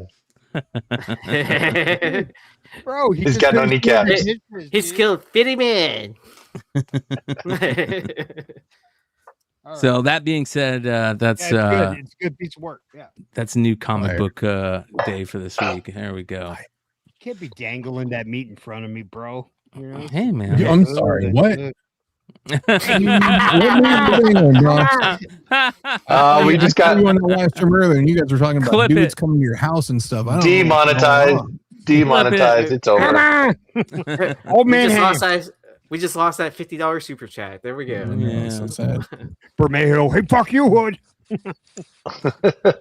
But big shout out to Music Pub for the 20 gifted subs. Yeah, fuck Yeah, yeah. I thanks, guys. appreciate you, bro. So I don't know if you guys I gotta talk about it a little bit, but there was an interesting thing that happened last night on the industry show. And just really, really interesting. And I don't know if Gnostic Comics has made a post about it yet, but basically, you guys should go watch it. During the show, we were talking about basically what do creators owe their fans, if anything, and same with vice versa. What do fans owe their creators, if anything? You know, other than buying each other, you know, putting out good work and buying the good work, you know, is there anything else that? And yeah, here he is. He's in the chat. He said, send you the link on IG. Okay. So it was really weird. And he was in the chat, and then Shikari was in the chat, and Shikari was like, yeah, man, I got this weird thing going on where a guy thinks that Sean Hudachko is me, that Sean Hudachko is Shikari, and that Shikari isn't a real person, and that it's a made up persona type thing, you know? And it was just fucking crazy. And all of a sudden, next thing I know, they're both in the chat. And I'm like, hey, I'll send you the link. Gnostic jumped up. I give him a lot of respect for doing so. Let me see here. Here we go. And he talked about it with Sean Hudachko, and they kind of had a like a back and forth, and it was a really good moment. Even like Mike Choi was in the chat and just brought up some really good conversation. And the reason why I'm talking about it is because I just want to say how great of a medium like YouTube and live content is to be able to have something like that happen. And obviously, so Sean kind of showed some things and was like, look, I'll show you my payments I've sent to India. He's worked with other retailers other than me. He's done his own Kickstarters. He's worked with Brian Polito. He's worked with Dan Mendoza. Like, he just doesn't want to be known. He wants to stay in the background. They look upon, like, you know, in the country he lives in, like, the law is weird on some of that stuff, and they can I think you know, maybe go after him for like indecent like putting out like booby comics, you know, shit like for that. the lewd images or whatever. Yeah, lewd images and stuff. And it was just a cool moment. So he's almost doing like the Banksy thing. Yes. Because of requirements of his country's laws. Because they don't have the same art laws as like America or like, even European countries, because like some of it can get really strict. Yeah, the sexual. I mean, it's all. Nature. Yeah. You know what I mean? Like it's. I mean, 90% of what he does is like hot women. Yeah. Or that's what I see. I'm not trying to.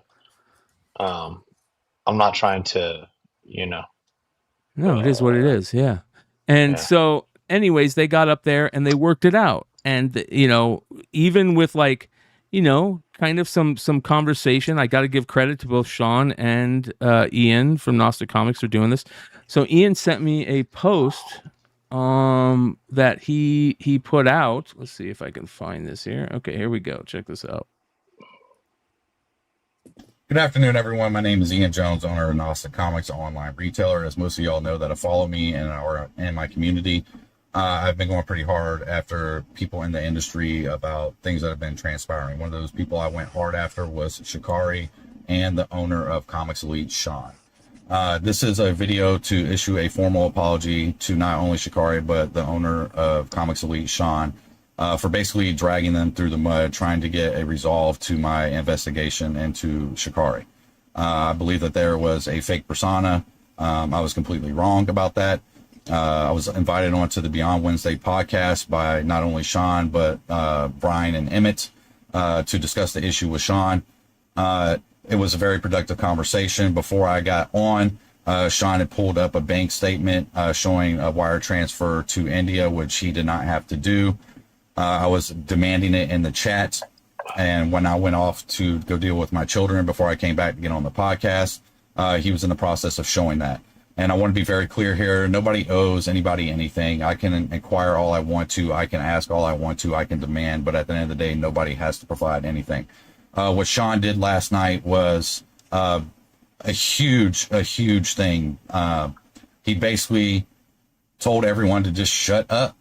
You know, he provided a piece of document that showed that he is wiring money to India. Which does prove that he is paying someone over in India, and that person is Shikari, the persona that has been created by that person to remain private in their life in India due to regulations and dangers that that person can face in India based on the type of artwork that he does. So I want to commend Sean for doing what he did and all the years that he's been working with Shikari and all the years that he's been dealing with this issue. He's never once provided such a piece of evidence, and I think with that evidence, the conversation has to be squashed. Because at the end of the day, you know, he's wiring money to India and he is paying an artist to develop this art. And I think we can all agree Shikari's art is some of the best digital art that has ever hit the market. And I think that's where a lot of the inquiries came from. Sean even discussed that on the podcast, saying that if Shikari wasn't so talented, we wouldn't be having this conversation about Shikari constantly. So again, I want to issue a formal apology. I know Shikari has me blocked, so hopefully this will get to him in some form or fashion or another. I greatly apologize, man. I've always thought that your work was good. I was just baffled by the mystery of it all, if that makes sense. And so I went after it aggressively and hard. And I just want to apologize if I caused you any turmoil in your life. And Sean, I want to apologize to you for questioning your integrity and the honesty of your business, because basically, like I said last night, you stuck up the middle finger and said, hey, this is it. I don't want to have this conversation anymore. Let's be done with it. The community has their answer. You did what you could do within your limits by protecting the artists that you're working with. And it was greatly appreciated. And I really don't honestly think you know what you've done for the community as far as answering an inquiry that's been going on for years. And I just want to reiterate at the end of this, guys, like the way that I handled this was not completely correct. I did it because I was trying to get a response. It does not justify or make right the way that I did it. It was something that I felt I needed to do on my end to get the reaction that I wanted. And it doesn't always work that way. It was definitely a humbling experience on my end to teach me also how to handle situations and how to get a message across to the community. And if I am going to be for the community and I am going to fight for the community, there's definitely more tactful ways to do that. So again, go check out the podcast on Beyond Wednesdays. I think they start talking about it about an hour and 40 minutes in. I hop in at 2 hours and 20 minutes if you want to watch it so you can see the conversation. And again, I greatly appreciate everyone for allowing me on that podcast and giving the chance for me and Sean to have that conversation. Have a great day. Peace. So, man, respect to him, right? I mean, that's the type of shit that should happen. If you're wrong and you know you think you're wrong and putting out a formal apology, I gotta show some respect, you know. And you know, it was a kind of a cool thing. It's how disagreements should be handled, you know. And it's awesome that, you know, there's this kind of platform to settle that. I mean, I don't know how long that conversation has been going on in the first place, but you know, if it goes on for too long, it can easily, you know, be squashed in a civilized conversation. Yeah, fucking A, man. Yeah, very cool. I thought so, and I think Sean said what he needed to say, you know, and the things that irritated him, he didn't, you know, he didn't let go, but it solved it amicably, civilly, things like that. And knowing Sean for, you know, for a little bit, I've always just taken his word, you know, with Shikari and the filters, and nobody's ever given any sort of proof. And you know, he's the Daft Punk Banksy of digital boobies. So, right. Yeah. Yeah, that, I mean, you know, and I'm sorry. I think the guy's a great artist. I don't want to break it down to just that, but yeah. So I don't know. I've just always believed him and the AI filters, and I feel like he would have been outed by now. And even look, someone's making it, whether or not the guy's in India, whether it doesn't matter where he is, some person. And if you look at the styles, it's one person making all the art. So that person is somewhere. I mean, I 100% believe it's what he says it is, India, but like, I don't see the point of even bothering to like track him down. It's somebody else. All you'd have to do, the only thing you really can do is prove that his art is not real, you know, or that it's not, you know, that his digital art is not real, but it's never been done. So until then, I believe, and I don't see any reason not to. So. Hell yeah. I think it's cool, man. Good shit. Great move. Great. I like his shit. Yeah. I like his art a lot. Yeah. Very, very cool. So I don't know. Did we talk much about Chicago with you? I don't think we've talked much. How was Chicago, bro? I mean, I came on late Saturday, but I think it was late. Maybe later for me. No, it was really good. I enjoyed it. I enjoyed it immensely. I thought it was great. It was really easy to get to. That convention center it might not even be quite 2 miles from the air. It's not 2 miles as the crow flies from the airport. Probably wrapping around it. It probably does take maybe 3 miles to get there. So it's right there. The hotels sort of all connect. There's a parking garage, so I didn't have to walk outside. The weather was not as bad as predicted, so I did actually buy a tarp for short boxes and stuff. If I was going to have to wheel it back and forth, if I was going to have to be outside, I wouldn't have had to be outside literally at all. You know, the parking garage is kind of humid and it's massive, but it's like, what do you call it? Like the gerbil houses, like the hotels connect via walkways to this parking garage. They connect to everything else. Sky bridges. Yeah, man. So it's all these sky bridges, but you know, that makes sense for Chicago. The weather, weather Midwest can just open up like that. You're that close to water. And actually I have friends that are just south of there in Gary, which is like an hour on the train or something, Miller Beach. And they were showing me pictures of trees going through people's living rooms like 2 days before that. And I'm shit. okay, this is going to be smart. And the weather was actually so bad that I was supposed to leave at 3:30 and I left at 11:30. Wow. Yeah. And what really sucked is I was driving by at about 3:30, so it was probably 1:30 when I'm driving by the Raider Stadium. Wow. It's right next to the airport. You know, I'm taking a picture of my car as I'm turning on to get over to the airport. And then my flight was late like a half hour and I'm all, okay, cool. I was going to have to go to the bank in Chicago. I didn't have a chance to stop at the bank. And I was like, I can go to the bank now. Yeah. No. So I get there. I'm watching the Raiders, Fernando Mendoza's first game. I'm on my laptop. Luckily, there was an airport lounge with AAA. I bought a couple beers at the first place, and I realized it was going to be delayed and not for that long yet. The airport lounge, it was like $51. So the buffet sucked, but still it's $51. I got 8 hours to kill in an airport. Yeah. Like that actually was okay. A lot of places don't even have a lounge that'll let you in if you're not freaking Amex Platinum or Capital One Gold Travel, whatever. You know what I mean? And then, or like you have the credit card, but it's not a good enough version of their credit card or whatever. Yeah. So anyway, this one, so it was good enough. I got to hang out in there, Wi-Fi and all that. So knowing that I'm watching Fernando Menoz's first game, 2 miles from the stadium, right? And I got to sit in the airport until 11:30 at night when this game started at 5, right? So that was kind of whatever. But the expo was great. Traveling all night was whatever. But the expo was great. It was really packed. Everyone was sort of surprised, I think. I mean, I do feel like we're seeing this finally since COVID. To go to a packed Chicago expo. Some of the fan expos you may or may not know. I guess Anaheim was not. I wasn't there, but it wasn't packed at all. San Francisco, they literally canceled that I went to at Thanksgiving time last year. But this one was supremely packed. Is it the same convention center that's C2E2? It's the smaller, older one.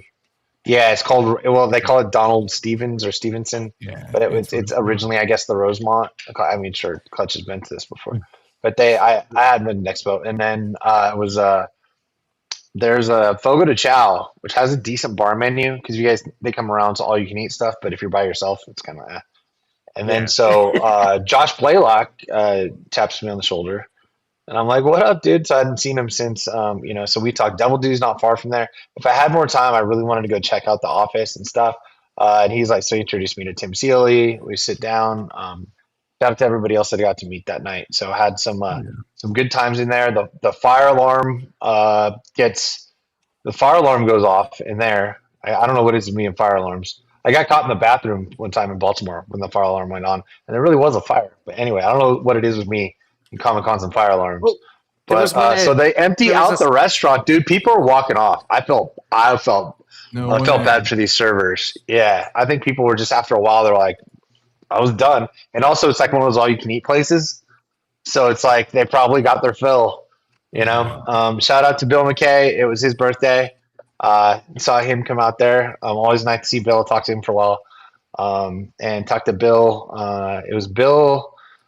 Dan Mendoza and Nightmare and E-Boss all on this one corner around from Dan Mendoza. So it was cool corner to stop and talk to people at. And you could kind of breathe over there a little more. And it was just crowded because there was a lot of people. It wasn't like it was spaced out poorly. It was spaced out sort of like maybe Orlando or New York. I mean, let's be honest. San Diego Artist Alley is the most cramped. They got to give artists more space in San Diego. Every year you can't even two people with backpack can't even walk down one of the little aisles. But so it was good. And then Josh told me, so he being from Chicago, or he moved there when he was 20, I guess, said that this I didn't realize this. He said that he thought that this was a long time ago, 15, 20 years ago maybe, was like the number 2 the con, and then it became Wizard to San Diego. And I was like, all right. So I'd have to take his word for it. I didn't start going to Chicago was big. Yeah, man. So I thought it was great. There were people there. Also, Midwest people are just nice, man. Oh yeah. I'm gonna be honest. There's everybody, the politeness, and also the workers, they did their job, but also didn't give a fuck. It felt good. You know what I mean? The power trip with the people in San Diego, go the long way. Why? There's a door here. I have an exhibitor badge. No, this door. I know there's no one here. This door is not for you. Please walk a quarter mile back the other direction when you're going somewhere on the other side of it. These people are like, oh yeah, that makes sense. Go right this way. Right? It's just so nice. They're policing their own lines, the Snyder line. They're not gonna let people line up until 12 or whatever. This is what they say. Dude, over there 10, 15 minutes early, there's a big line. Nobody cares. I was like, dude, this is. That took me a little longer that day, but I'm like, this is great. That people just people sort of police themselves a little bit, and everyone was polite about it. I don't think that works everywhere, by the way. I know why it gets a little tighter at some places like San Diego. I do get that, but yeah, man. So I had a good time, and I did not leave the 2 miles from the airport. Not for a second. They got whatever you need there. Whatever you need. I want to give a big shout out to Comics Elite and the crew over there. Thanks. I did get. I used my year VIP thing that I got in San Francisco to be able to get a regular pass.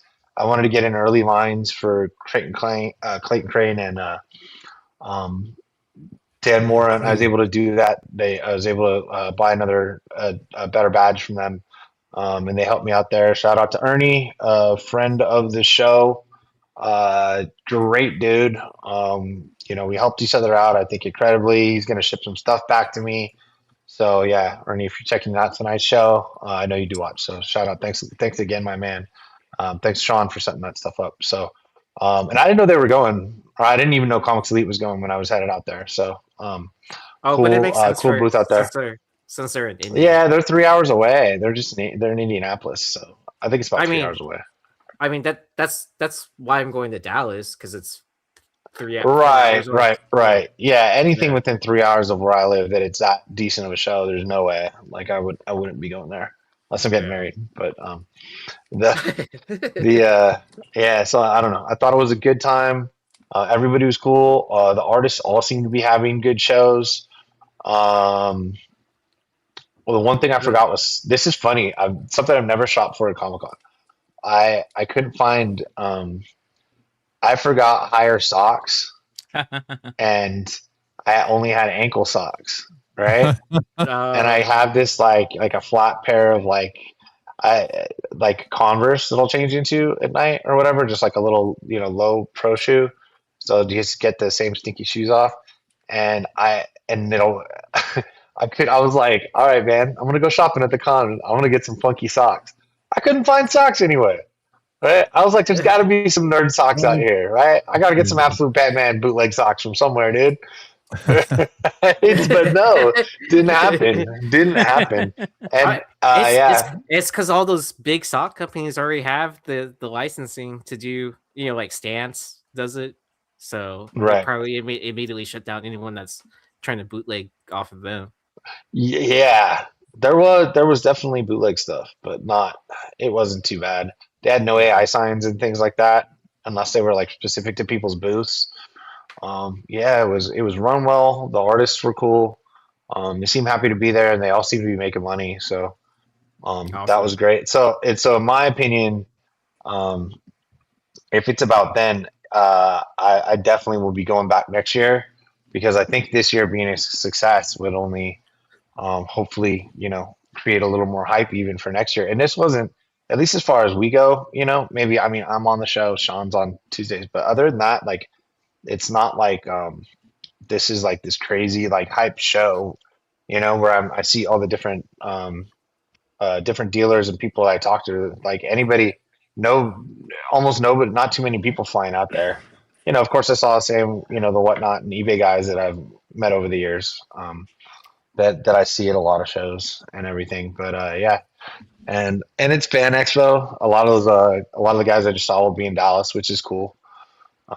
Good to see them again. Nice to meet some other people. Gavin Smith was really cool. Does a lot of Turtle stuff, and he's doing the new Masters of the Universe. We should have him on for the new Masters of the Universe, because he's doing the interiors for that as well. Oh fuck yeah, that'd be dope, dude. Yeah, he did his own. I was like, dude, this is a badass cover. I don't know if I could find it. I'll find it in a minute. But yeah, so he did his own Masters of the Universe variant, and he also said it's not that easy it wasn't even easy for him to work with Dark Horse on that cover, and he kind of is the guy doing the interiors on the book.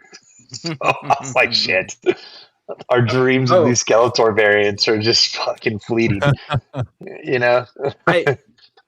I got some comics in from Hive from James. Let's see it. Let's do pickups. Yeah, let's do some pickups. Here we go. Yeah. Oh, nice, dude. I did grab one of those. Yeah. Do y'all remember this fucking idea? Like, this kind of chalks into James. Like, he actually did the cover. He's like, I'm gonna do it, and then he's like, I'm gonna give you a copy. So for those of you guys that don't know what he's talking about, explain what you're talking about, E. Yeah, so this is the cocaine hippopotamus hive variant, and after a show one day, we were just kind of joking around, and I was like, dude, it'd be funny if you did a cover where you have a mirror, and then you have the hippo like snorting coke, and then you have the razor blades and dollar bills, everything on there. And he actually did the cover. I was like, yes. But it was pretty cool that he sent me the metal one as well. So Nice, dude. Yeah. I only got the foil. Yeah, so I mean, he just threw it to me for coming up with the idea. But I also got some of the graded books I got that I had him witness over from MegaCon. So we got the Something That's Killing the Children Suspiria signed cover, issue 43. And it's going to be all Suspiria books. So this is the one of the Garrett Gunn covers that I need one of those. Where I traded for the for one of these coins. So I will see you in Dallas, Garrett. So but this was one of the spot foil ones. Yeah, so it's pretty cool. It's like textured. It's kind of, I guess it's a little hard to see. Oh, there you go. And then here's the biggie. 99. Oh, bro, I'm this jealous. was the This is the Kickstarter medal. So this is Cursive Cleaver Counting number 2. Garrett Gunn. That's awesome. Signed by Suspiria. So this was the medal cover. So those came in just like right in time, right before the before MegaCon. So that's pretty stoked. The spot foil was the coin trade. So nice. I didn't realize he was going to be at Dallas. Oh, and then we already talked about it earlier, but might as well show it off again. The 2025 Top Silver Pack Ken Griffey Jr. Auto. Ooh. PSA 10. It's numbered to 50. It's hard to see because it's a the Mojo pattern. But and then I have an Ichiro coming in to match it in a PSA 10. But it's not out of 50, it's out of 25. But the price for out of 25 was cheaper than out of 50. Really? Oh yeah. Yeah. Anybody else got any pickups? Nobody? Somebody else? I Nobody. got some pickups. All right. Let's see them. Okay, I got I didn't get Hood's package yet. So anyway, I got from James Hive. So I got this beautiful Lobos metal number 52 out of 75. Oh, I'm jealous. Just he did a whatnot live auction. And no, this is Lobos. This is it's an homage to DeCall though. Yeah, he's an homage to and I think that's the Forgive Me Father homage. And then I got the Gun Honey by Lobos as well, metal. That's number 50 out of 50. So really hot cover. I'm gonna get these signed at New York Comic Con by Lobos. Then I picked up since been chasing this for a while. And Suspiria is going to be at my booth at New York City Comic Con. Oh, let me cover that up. And sorry. And so this is, I think this is Penthouse Comics number 1. Sold out like immediately. Mama. When it up. Overload. So, yeah, I've been looking to get this. Please remove your fingers. Frank Miller did a signing at my LCS today at Royal Collectibles. So this is the book he gives you when you buy one of the one of 100 VIP signing badges. So this already comes signed on the inside. Well, he signs it in front of you. So a really cool book. I'm gonna take a look at it later. I got this signed, which badass. is the So glad to kind of complete it. I got one more signature to go, which is Lynn Varley, but I'm sure I'll catch up to her eventually. Then I got this cool, the 4-issue Wolverine series. So I got Rubenstein up here, Miller, and Chris Claremont right there. But then the signatures get easier to see because then I had them sign in different colors at different signings, but got Miller there. So, he did the signing at my LCS. So my LCS gives you the shirts. So that's number 3, which is just a badass cover, and I love the color scheme on all the signatures on there. That's number 4, also signed by all 3. And then this one here, I've been working on slowly but surely. So I got Nice, Miller. dude. So I'm getting all the relevant guys that worked on anything Wolverine.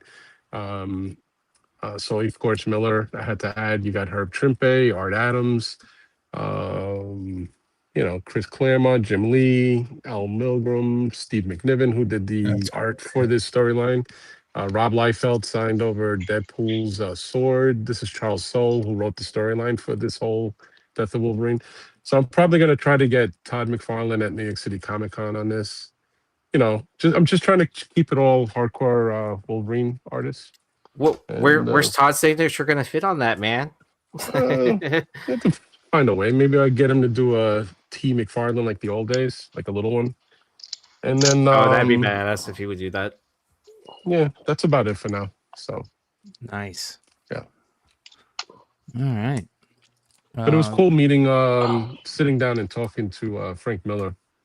Ooh, Brian has some pickups. I'm excited to see those. So I got my my Kickstarter stuff from Davis Ryder, which is nice. Yeah. Nice. So, my play with this was like every other Kickstarter. There's certain books that I'm going to keep for PC, the Sveta stuff for sure. And then a lot of them I'll be using to pay for the Kickstarter. I'll sell some for the Kickstarter to pay for it. So I'll keep mostly the Sveta books, a couple of the Will Jacks, and then I'll probably flip the rest, which is these ones are great. I bought some extra of these to flip, the heavy metal homages by Pool Yacht. I'm sure the Absolute by Davis will sell. So it's pretty dope. So those came in this week, which was nice. Now the problem is Clutch helped me figure this out. My mailbox, I called my post office today, and a couple of people had sent me images of packages they have sent me that got sent back to them. And I'm like, what the fuck is going on? Right? Is that what it was? Clutch? Yeah.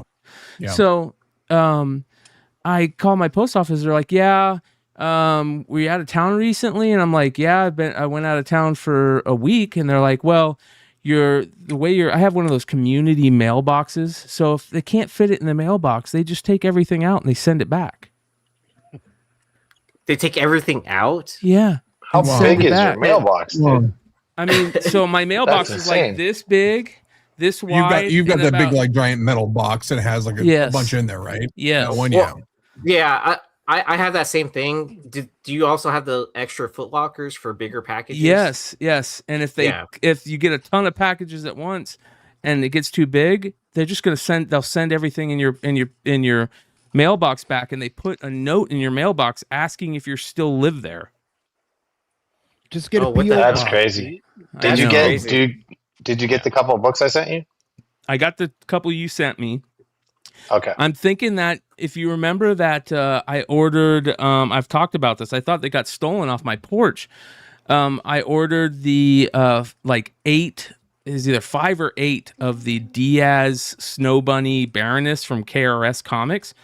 Well, I went to go look, because I was like, I remember that one. Maybe that one got sent back. And sure enough, it got sent back to San Diego. So I got to hit up KRS Comics and be like, hey, did you guys ever get a package back from me?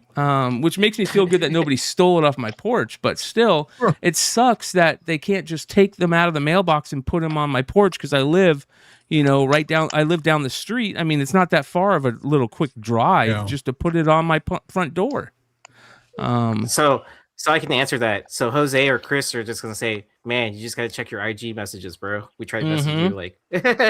You're probably right. You're probably right, dude. Yeah, I wouldn't be surprised. So, but yeah, it is a bummer. But fucking man, this world we live in is changing day by day very drastically. Where mail isn't becoming that important, other than when you got stuff, you need stuff sent to you. rather than like the normal stuff that I pay all my bills through electronic or I do everything through email now. Well, fucking, I wish I had a mailbox like I had when I was growing up outside of my house, that I could just walk outside of my house, open the door, and get my mail, rather than having to make a trek down to the community mailbox, and it's just a nightmare. Anyways, more just ranting and raving by me. So it is what it is.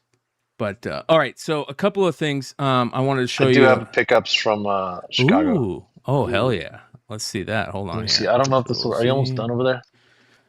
Turn the camera on. No. Okay. All right, here we go. Let me see. Let's see if the books will show up. Yeah. You got to put them in front of you. In front of your just chest. put it in front of you. Yeah. And move it to the side.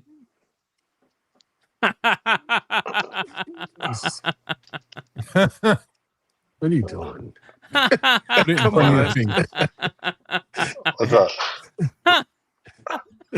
Oh, there you go. At that angle. Yeah, but you can't see shit. No, you're SOL, bro. There's a cool sketch or something on there. Hold on. He's using a bullshit Emmett screen there. Yeah, he's pulling an Emmett. Yeah. You're pulling an Emmett now. Bro, that's dope, dude. Okay. Who did that remark? Well, Katie was back there. So this is So I'm going to show you a couple of Gavin Smiths. So I like his turtle stuff. I like the different things that he's done. So I can't tell if this is clear or not, but it's built into the. Yeah, it's clear now. Okay. So yeah, he did a few of these. Now he's going to be in Dallas. Probably asked for some more, so he did that. Had him do. I love this. Another one of his covers and stuff. I started looking a little deeper into his work, so had him draw some turtles on some of these right here. And then this.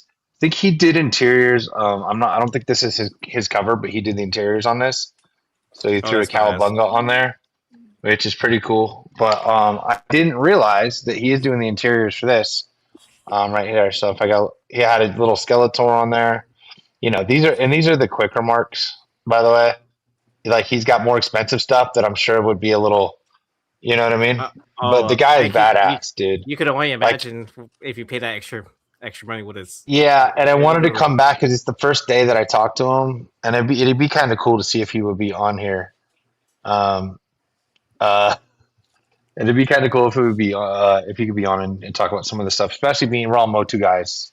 And I got to see actually pages for number 2, and so hey, we got a new dog. Oh, look at the dog. That's a good pooch, bro. Oh yeah, German Shepherd. He's a good dude. He was running around all harmless. No, he's like some sort of dingo mutt. Well, what's his name, dude? Dingo. That'd be cool. He's Marvin. That's Marvin. Cool, I had a friend who had Marvin, dude. Marvin. Is it a Was legit he dingo? starving? Marvin! They say American Dingo. Say what's up. I gotta lift him up. Oh, he's a good boy. He's got a good home now. He had not a good one. Oh yeah, man. So yeah, what's up, buddy? Good boy. What? Good boy. So Will Strike. sick. Oh, that's nice. Little Will Strike remark up there.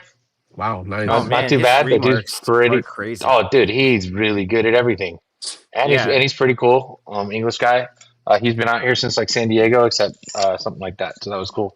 Already had Otley added Mr. Frank Cho to a pretty cool cover. Invincible book right there. Oh yeah, and it was kind of cool. He was like telling me a story. He's like, man, Robert likes really violent stuff, but he said she was almost too sexy for a high school girl. Right? He's like, he likes violence more than he likes sexy stuff, and I was like, so no nudity or anything. I was like, what about Battle Pope? So anyway, that was good. This just came out. Entire series, bro. Like, come on.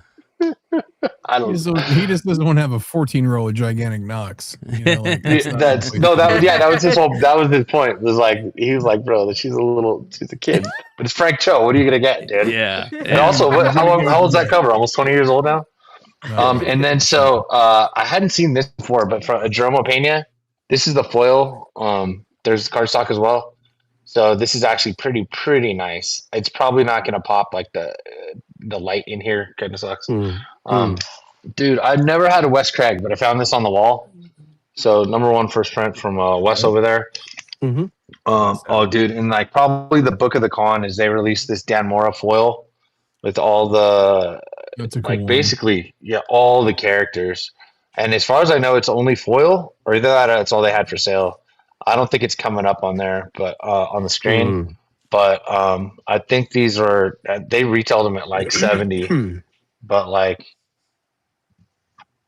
they're hold on. You're on the camera, babe. Okay. Anyway, so so they retailed them at like 70, and that's just going on. I think it was for more. So we've also got so I had Scott draw a little thing on there.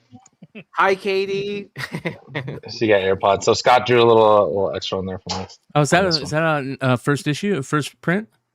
Yeah, that's a first print. That's sick. There was I only found one raw one on the wall. I was Can you looking show for that him. a little closer to the camera? That looks cool. Did he put like a skyline around him or something like this? I hadn't seen him okay. do this before. Oh, that's cool. So it might be a new thing he's trying to do, since obviously that's the remark that he does like more often than. Well, he's doing a cover for issue 25 with Right. Jock's inking.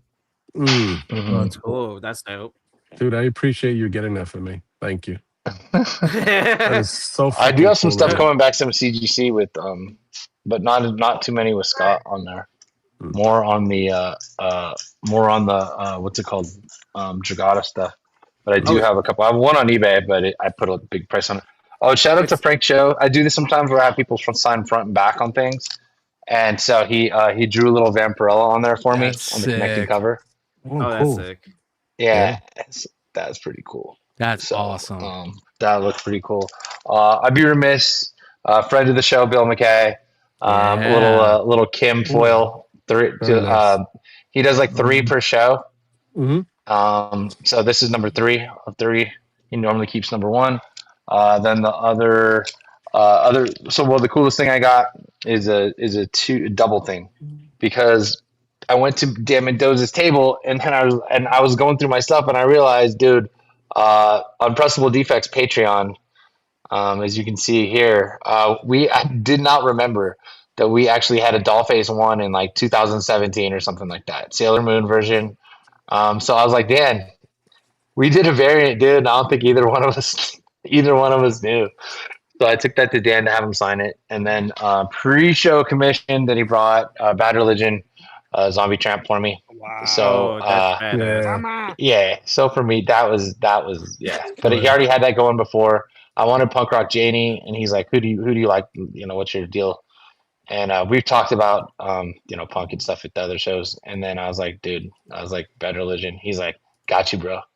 And so I shoved the table. And we got that one. So anyway, very great book right here. PC stuff, obviously. Not all of it, but hey, but definitely, obviously, commissions and books that you only got one of that were from your Patreon on a podcast 8 years ago, 9 years ago. So that's what's up. That's very cool, man. And that's my kitchen and bar. And yes. Hell yeah, bro. What's the dog's name again? He was renamed Marvin. Marvin Leg. Yeah. Marvin Zindler. M-Leg. Eyewitness News. Yeah. Oh. Katie liked Marvin. I was like, looks like a Marvin. We thought he was rescued, and we thought his name was the people that told us they thought his name was Otis, and he didn't seem like an Otis. And also, her brother, my brother-in-law, one of my best friends, dog just died. His name was Otis. And so we're like, no, it's whatever, dude. She's Marvin. But turns out his name was Odin. Oh, that's I might have cool. kept it. Okay. Odin. Yeah, I might have kept it, but it was a little too late. It was only like a month ago. And I had him around here for a while. So yeah, Odin's a cool name. So, Dude. but like, yeah, but he didn't seem like an Otis, and now he's Marvin. So. Fuck yeah, that's cool, You dude. can still keep Marvin Odin. Make that his middle name. It probably is. I don't want to traumatize him though, so I'm not going to say it. Yeah. Well, it does get confusing for them or whatever. Yeah. He's gonna be traumatized anyway. He's a Raiders fan now, so Oh yeah, wait! Dude, wait till I scare the shit out of them when we start sucking again in a month. Well, that's funny. Play it tomorrow. Dude. All right. I think I don't have any pickups, but did a friend of ours had a kind of cool pickup, didn't he? Our buddy Adam. Oh, bro, dude. Hold on, let me see if I can send this. Did he post it? Did he post it on his site yet? I don't think know. so. Did he? All right, so I'm gonna. He said one of us could show it. So if you have it, you can show it. I do have it. I'm gonna show you guys. Okay, so Hood's gonna be so fucking jealous. Hood's gonna be so mad. What? Uh-oh. Mm-hmm. Are we talking about Comics Boards Inc? Yes. Yes, sir. Adam. Oh man, he even asked me if I wanted first crack, and I was like, What? I was What? like, but he didn't show me. What? He didn't show. He asked me if I wanted first crack at some something from Sveta, if that's what you're talking about. No. Let me check That's not my what we're talking IG to about. see if he gave me Oh, that okay. same It's time. not what we're talking about. Where's the love? All right, here we go. Let's close that. It's like an American dingo. Yeah, it's like I guess Mike would be proud of me because people are starting to ask me if I just want to buy art now at this point. That's Kind good. of nice. Yeah. Okay, so this is pretty fucking crazy. Come on, what's going on here?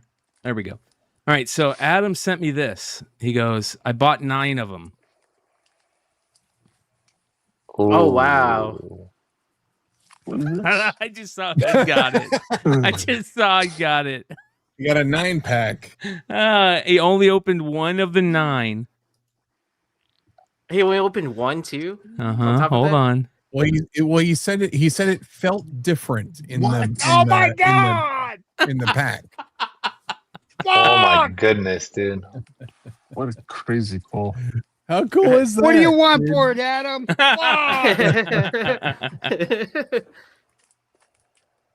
Oh my goodness. Oh man, it had to be a mama overload, huh? Yeah, it had to be insane, huh? Yeah. Oh my god. That's crazy. That's amazing. What a pickup, to say the least, man. Wow. It's That's better so- than the cover, dude. You know what's so great about this too is that's the book that he premiered on Beyond Wednesdays that he dropped for everybody. is it Right. really? Yep. So that synchronicity, baby, synchronicity follows us. We promise there's no collusion. There's no. Oh, but speaking of that, so during my first San Diego, there were 2 fires. There was one at the convention center, and then do you remember when I went to go eat dinner with my cousin? There was a fire at the apartment building right within our connected to the same restaurant we were at.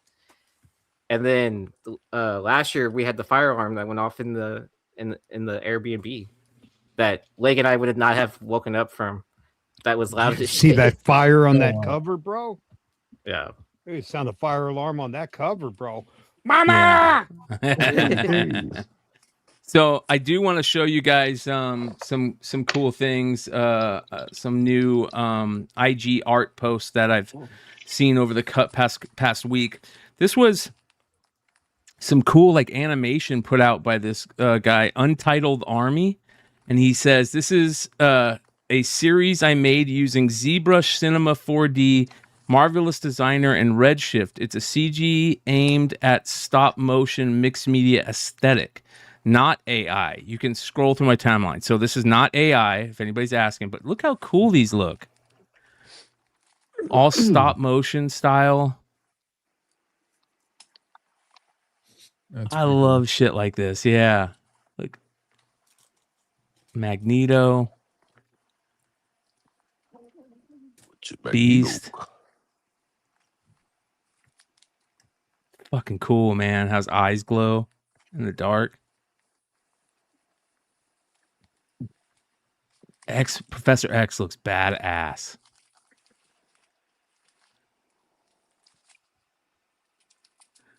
Storm.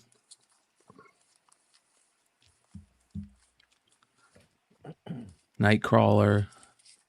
That's cool. And Colossus. I thought that was pretty dope. This is Scotty Young. Is this Scotty Young? Yeah, Scotty Young's variant for It Demands Sacrifice. Wow. Yeah, for Bad Idea. And that is wicked creepy. Dude. Yeah. Yeah.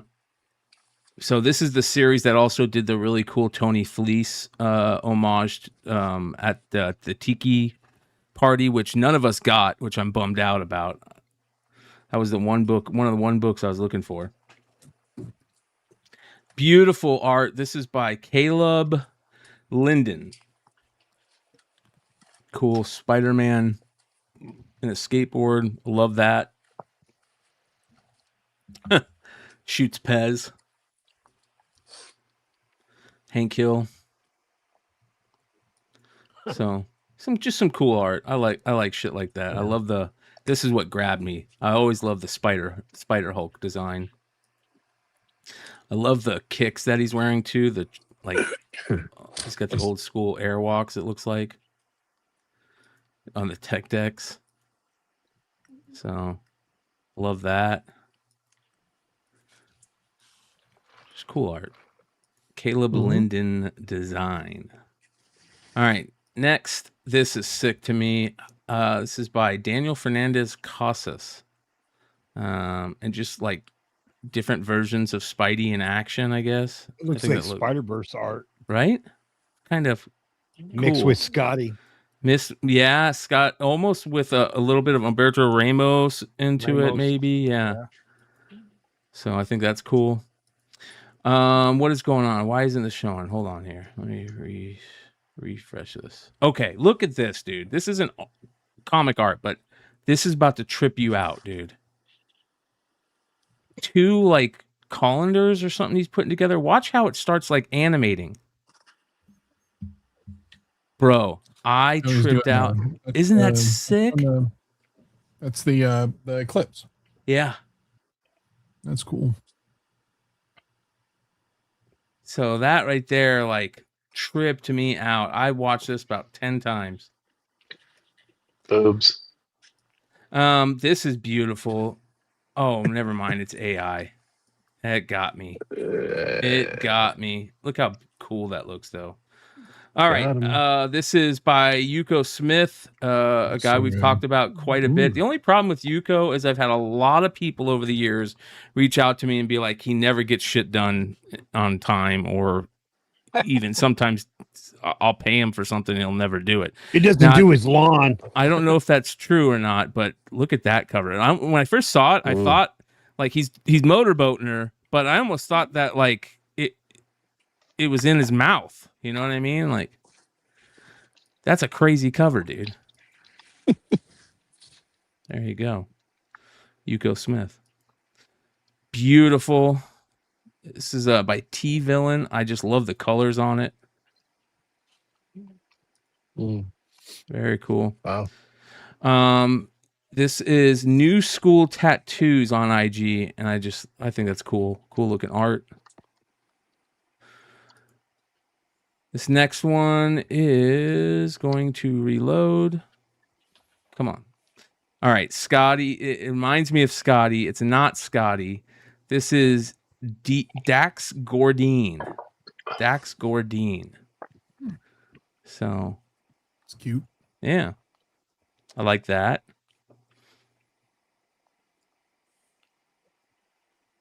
That one's good. May the Sith be with you. Yeah. So there you go. This is wicked.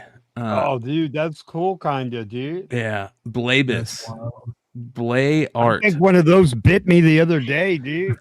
It was like, fuck. This is stole somebody's eye. Yeah, watercolor and ink on paper. He's gonna make prints of them. Let's check out some of his other art. Ooh, look at that. That's wicked. Like a nightmare. Bro, that's scary, dude. Isn't it, dude? Look at that one. Don't click on that, dude. No. Bro, that's gross, dude. Very, very cool. Just dark, wicked. That eyeball one right there is creepy as hell. There's that. Luis Aluzinez? I don't know how to say his last name, but this is pretty wicked. That's wild. Yeah. I like that. Look at that one.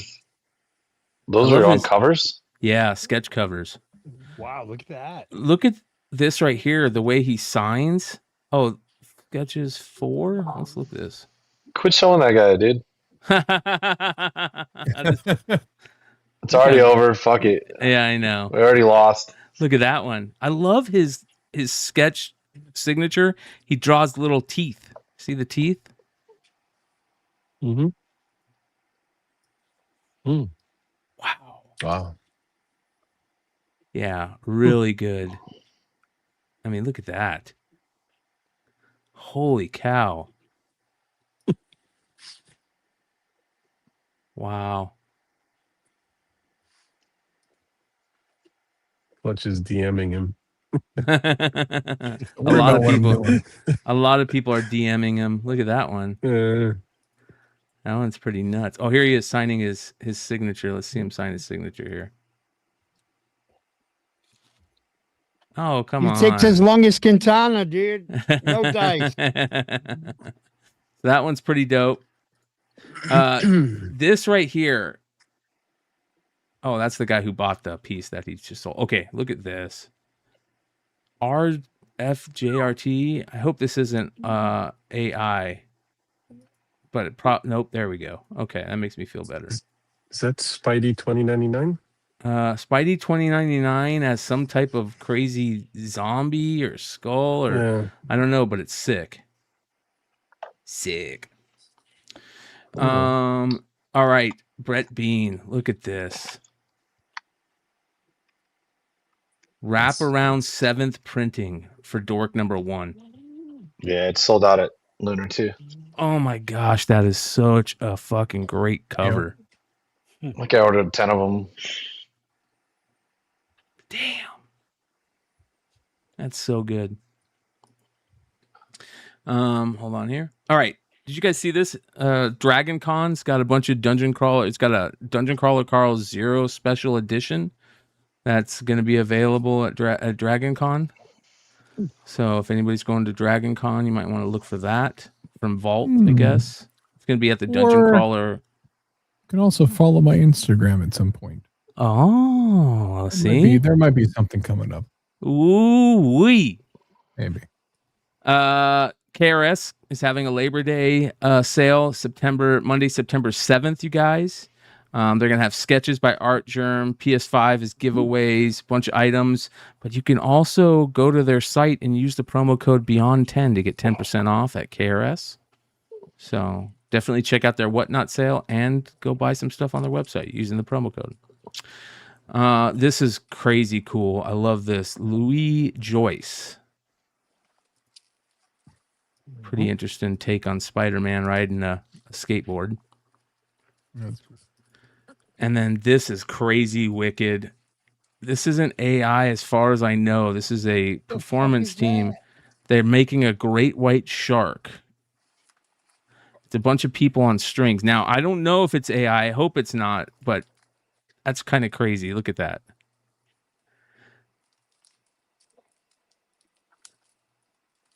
Damn.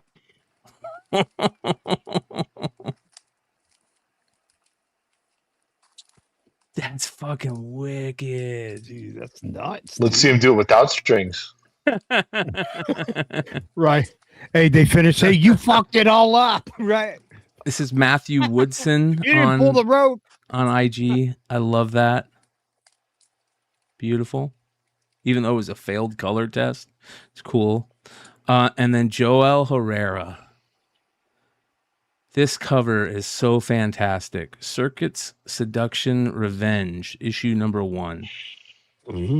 Glazed. Dude, Slavulus got that dungeon crawler from him. It's pretty awesome. Yeah. Yeah. And then this is from Trinity. Shout out Matt Saltzman, one of the good guys. This is Ji Hung Lee. I feel like that's been done before. This is for the new Midnight series. Yeah, but I feel like Dude, they just announced another book from Ji Hung that is insane. If it hasn't been done before Hood, it should have been. And good on Ji Hung Lee for being the first if he is, because that's a great idea. Very creepy. And then he did this. Look at the storm. So this is this Ji Hung Lee as well? I'm not sure. Yeah, Ji Hung Lee. Yep. So Are these exclusives or are these books you can open Probably order? from jhung.com. they are okay. 1 in 25s for the Midnight Wow. covers. Midnight X-Men and Midnight Fantastic Four. Very cool. Yeah, and you could get Click on signed Trinity. copies. They just announced something else today too. Did they? It was another Ji-Hyun. It was on Instagram if it wasn't right here. Dungeon Crawler Carl. No, not that. No, it was that one, the glow in the dark. Oh, both that one and the next one. Wow. I like both. Okay, yeah, that was Zoe. It wasn't Ji-Hyun. My bad. He gets them both. So Very cool. anyway, I was talking about the Zoe. This is our boy Chad Keith, who was one of the early artists that we found on Beyond Wednesdays, and he did a cover with Drew at Wanted Comics, his very first comic book work, and he's just a beautiful painter, and I love this little 8x10 acrylics on canvas. Is that a piranha? Yep, little piranhas. Yeah, so he's a really great artist. Love the way he uses colors, neons. He does skulls really well. And then our boy Jay Gonzo with a sketch cover, Absolute Batman Day variant sketch cover by Jay Gonzo. Available last Saturday on his Whatnot. I'm not sure what it's sold for. So, but isn't that just a cool take on Batman? Very good. And then shout out to Sienna over at Bad Idea, getting engaged, which is awesome. Congratulations. Yep, big congrats. Sienna is one of the coolest people I've met in the comic book industry. She is an absolute breath of fresh air. She's very funny. She's good at her job. She's well respected within the industry, and she's just a cool person to be around. I haven't met her fiance, but hopefully one of these days. And nothing but respect and future congrats and everything. You know, that's a big deal. So congrats to her. Congrats. Yep. And then finally, this is what I was looking for with the top stuff. Look at how good that looks. That's the Cam Scattaboo 1 of 1 with the NFL shield. Perfectly covers up his bad leg. I mean, these just look great. All the 1-of-1s, all the low prints have those sketches. It just look at that Mendoza, man. Oh, Now go back to the Caleb Downs, bro. yeah. It's going to be a beast. That's your rookie of the year, bro. Think so? Defensive, at least. So, very, very Well, cool. if he gets a pick and he scores a touchdown, that's kind of an offense.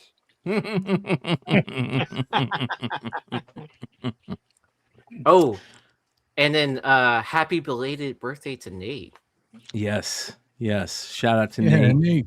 Yeah, one of the good guys. Nate's birthday. He hit me up on Saturday and he's like, "Hey, man, I haven't been around lately, and I just want to let you know, I'm sorry, man. You're off the team, bro." And I'm like, dude, it's okay. He goes, "Well, they were working on my yard and they cut my cable for internet, so I haven't had internet." And I'm like, bro, that sucks, dude. Yeah, So, It's like a $2 million fix, also, right? well, they're also fixing it that next day in the morning or something like that.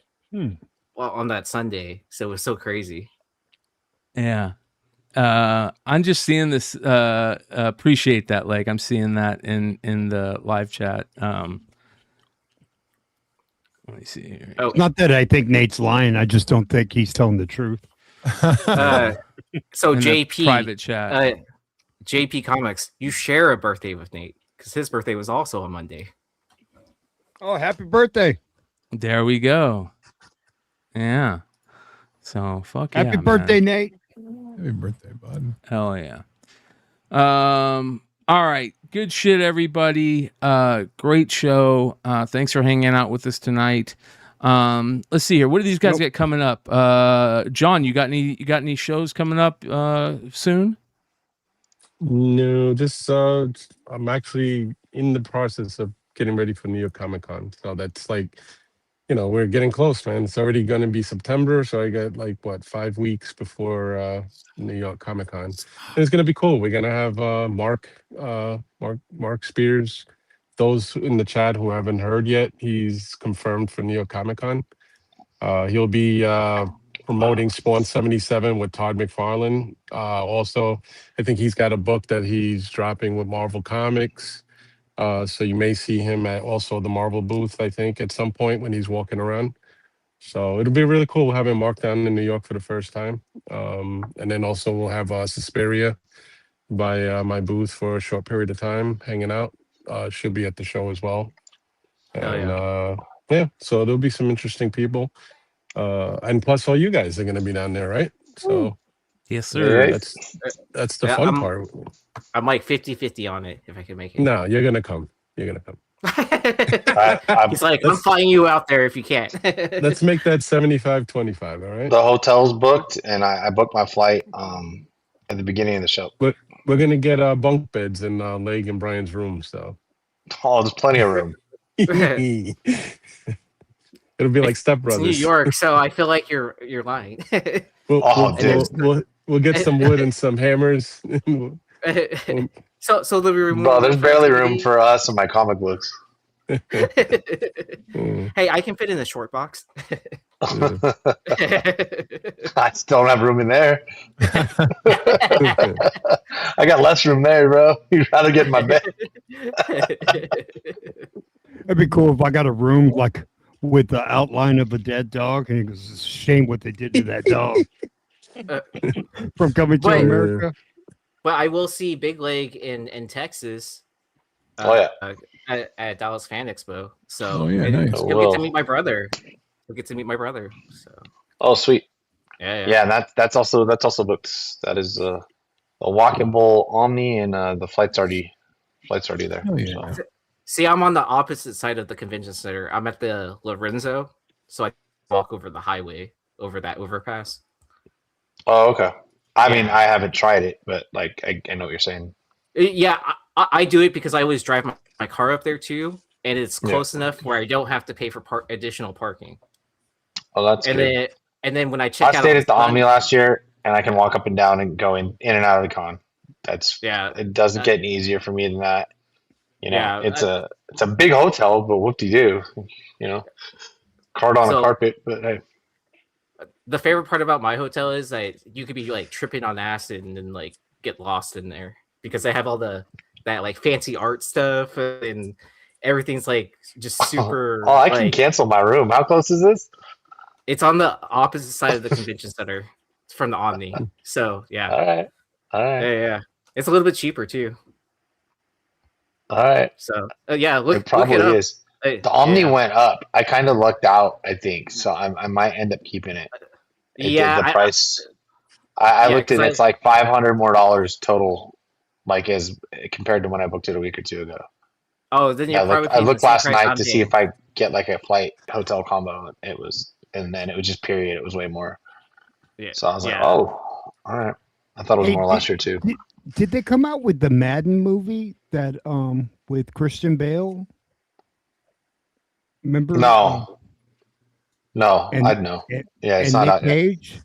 I think it's gonna be in the theater. I think it's Thanksgiving time. Oh, okay. Because for a while there, they were showing previews and then they just stopped. Yeah, no. As far as I know, it's filmed. I want to say Thanksgiving.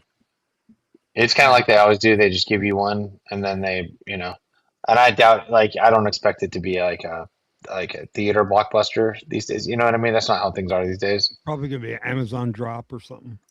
Something like that. Well, dude, with Christian Bale and Nicolas Cage, I would assume it's gonna go to the theater. That's Oh yeah. Nicolas Cage gonna be in Dallas, and also Nicolas Cage also is gonna be at LA Comic Con. So if you've seen Face Off, you know that you're safe in the convention center if Nicolas Cage is there. So That's very true. save the Oh, world the- from the Castor young Troy. gun- The Young Guns. How many movies has that guy been in now at this point? All of Yeah. them? Most of the good ones? Yep. I love the Cage, dude. I love that community question where they had is Nicolas Cage a good actor? And then that one character, Abed or whatever, watches like every single movie in like one night. Tried to decide. Yeah.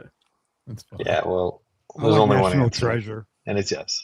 The Rock. All the national treasures are amazing, dude. Yeah, The Rock. The Rock is. Dude, I like it better than Indiana Jones. Oh yeah. Yeah. Oh, The Rock, dude. Rock and Face Off were like the same. Fuck yeah, dude. The same like and Con Air. Right? Oh, yeah, I think Con Face Air. Off and Con Air were like the same summer, dude. Yeah. That was awesome. Yeah. And The Rock was right around there. I didn't tell people I think for a while The Rock was my favorite movie, but I love San Francisco so much. I think that was part of it. So good. So good. I like the beginning of The Rock where Ed Harris is just all G'd up with his medals and shit. Oh, that dude's scary. Man, dude. It's awesome. All right, Clutch, do you have any sales coming up or anything? Yeah, probably. Yeah, probably. Oh, That's Yeah. funny. I have a whatnot sale on Saturday, Brian. You have a whatnot sale on Saturday. Nice. Yeah. I'm gonna sell on that weekend Fan Expo. Either that Saturday or Sunday, or Saturday probably, because I'm leaving Sunday. Yeah, I go. I'll be on like usual tomorrow at 6:30, and I'll be on Friday at 5. I should have a big show. I got some new slabs to open up tomorrow. Come make a deal. They won't start at $1. They're nice. It's in the game. So, Where'd you get that? Yeah, we'll see. Half Probably price. Sunday like usual. What about Price books. all right, so Clutch, Sean or Leg and Hood all got sales. I'll have a sale Sunday and Monday, at least Monday for cards for sure. I'm getting everything from my last whatnot sale. I did a whatnot sale on Friday. That'll be heading out probably tomorrow. And yeah, thanks to everybody that's helping to support the channel and these guys and all of the people that come on the channel. Shout out to everybody in the chat that has been hanging out with us live and just doing really amazing things. Shout out to our mods. Shout out to Official Music Pub for the Salute. Yeah, for the I forgot. I'm going to be at the Dallas Card Show this weekend. That's in Houston. I know that sounds confusing, but there's a Dallas Card Show in Houston this week. Dallas Card. Yeah, it's that show that they do quarterly in Dallas. They're starting to expand out to others. They're doing a show in Houston at the George R. Brown. So I'll be at that card show, selling more sports cards. So if you're a buyer, be on the lookout. There you go. How much is the Ken Griffey Jr. card? That's staying at home in my PC. I had to trade a pretty big Jordan card. I was just happy I had like 4 other autos. So and then one being an RPA. Nice. Yeah, so that's why I was comfortable letting go of that. Yeah, good trade. Yeah, because that card's giant, amazing, dude. You'll always enjoy having that thing, dude. I have 4 Jordans, 1 Griffey, if that tells you anything. So, and that giant slab was annoying to carry around. Oh, I bet. Like, always have out. Yeah. I bet. And I went to a bigger Jordan collector than me, so. Oh. So I was happy. They were happy. Oh yeah. Where the Lorcana card at? I don't have any Lorcana. I have a MetaZoo card. I have 1. All right. So that being said, appreciate you guys. Hit the subscribe button if you're not subscribed. Hit the like button if you're not. If you like the show, and we'll see you soon. Adios. Life moves pretty fast. You don't stop and look around once in a while, you could miss it.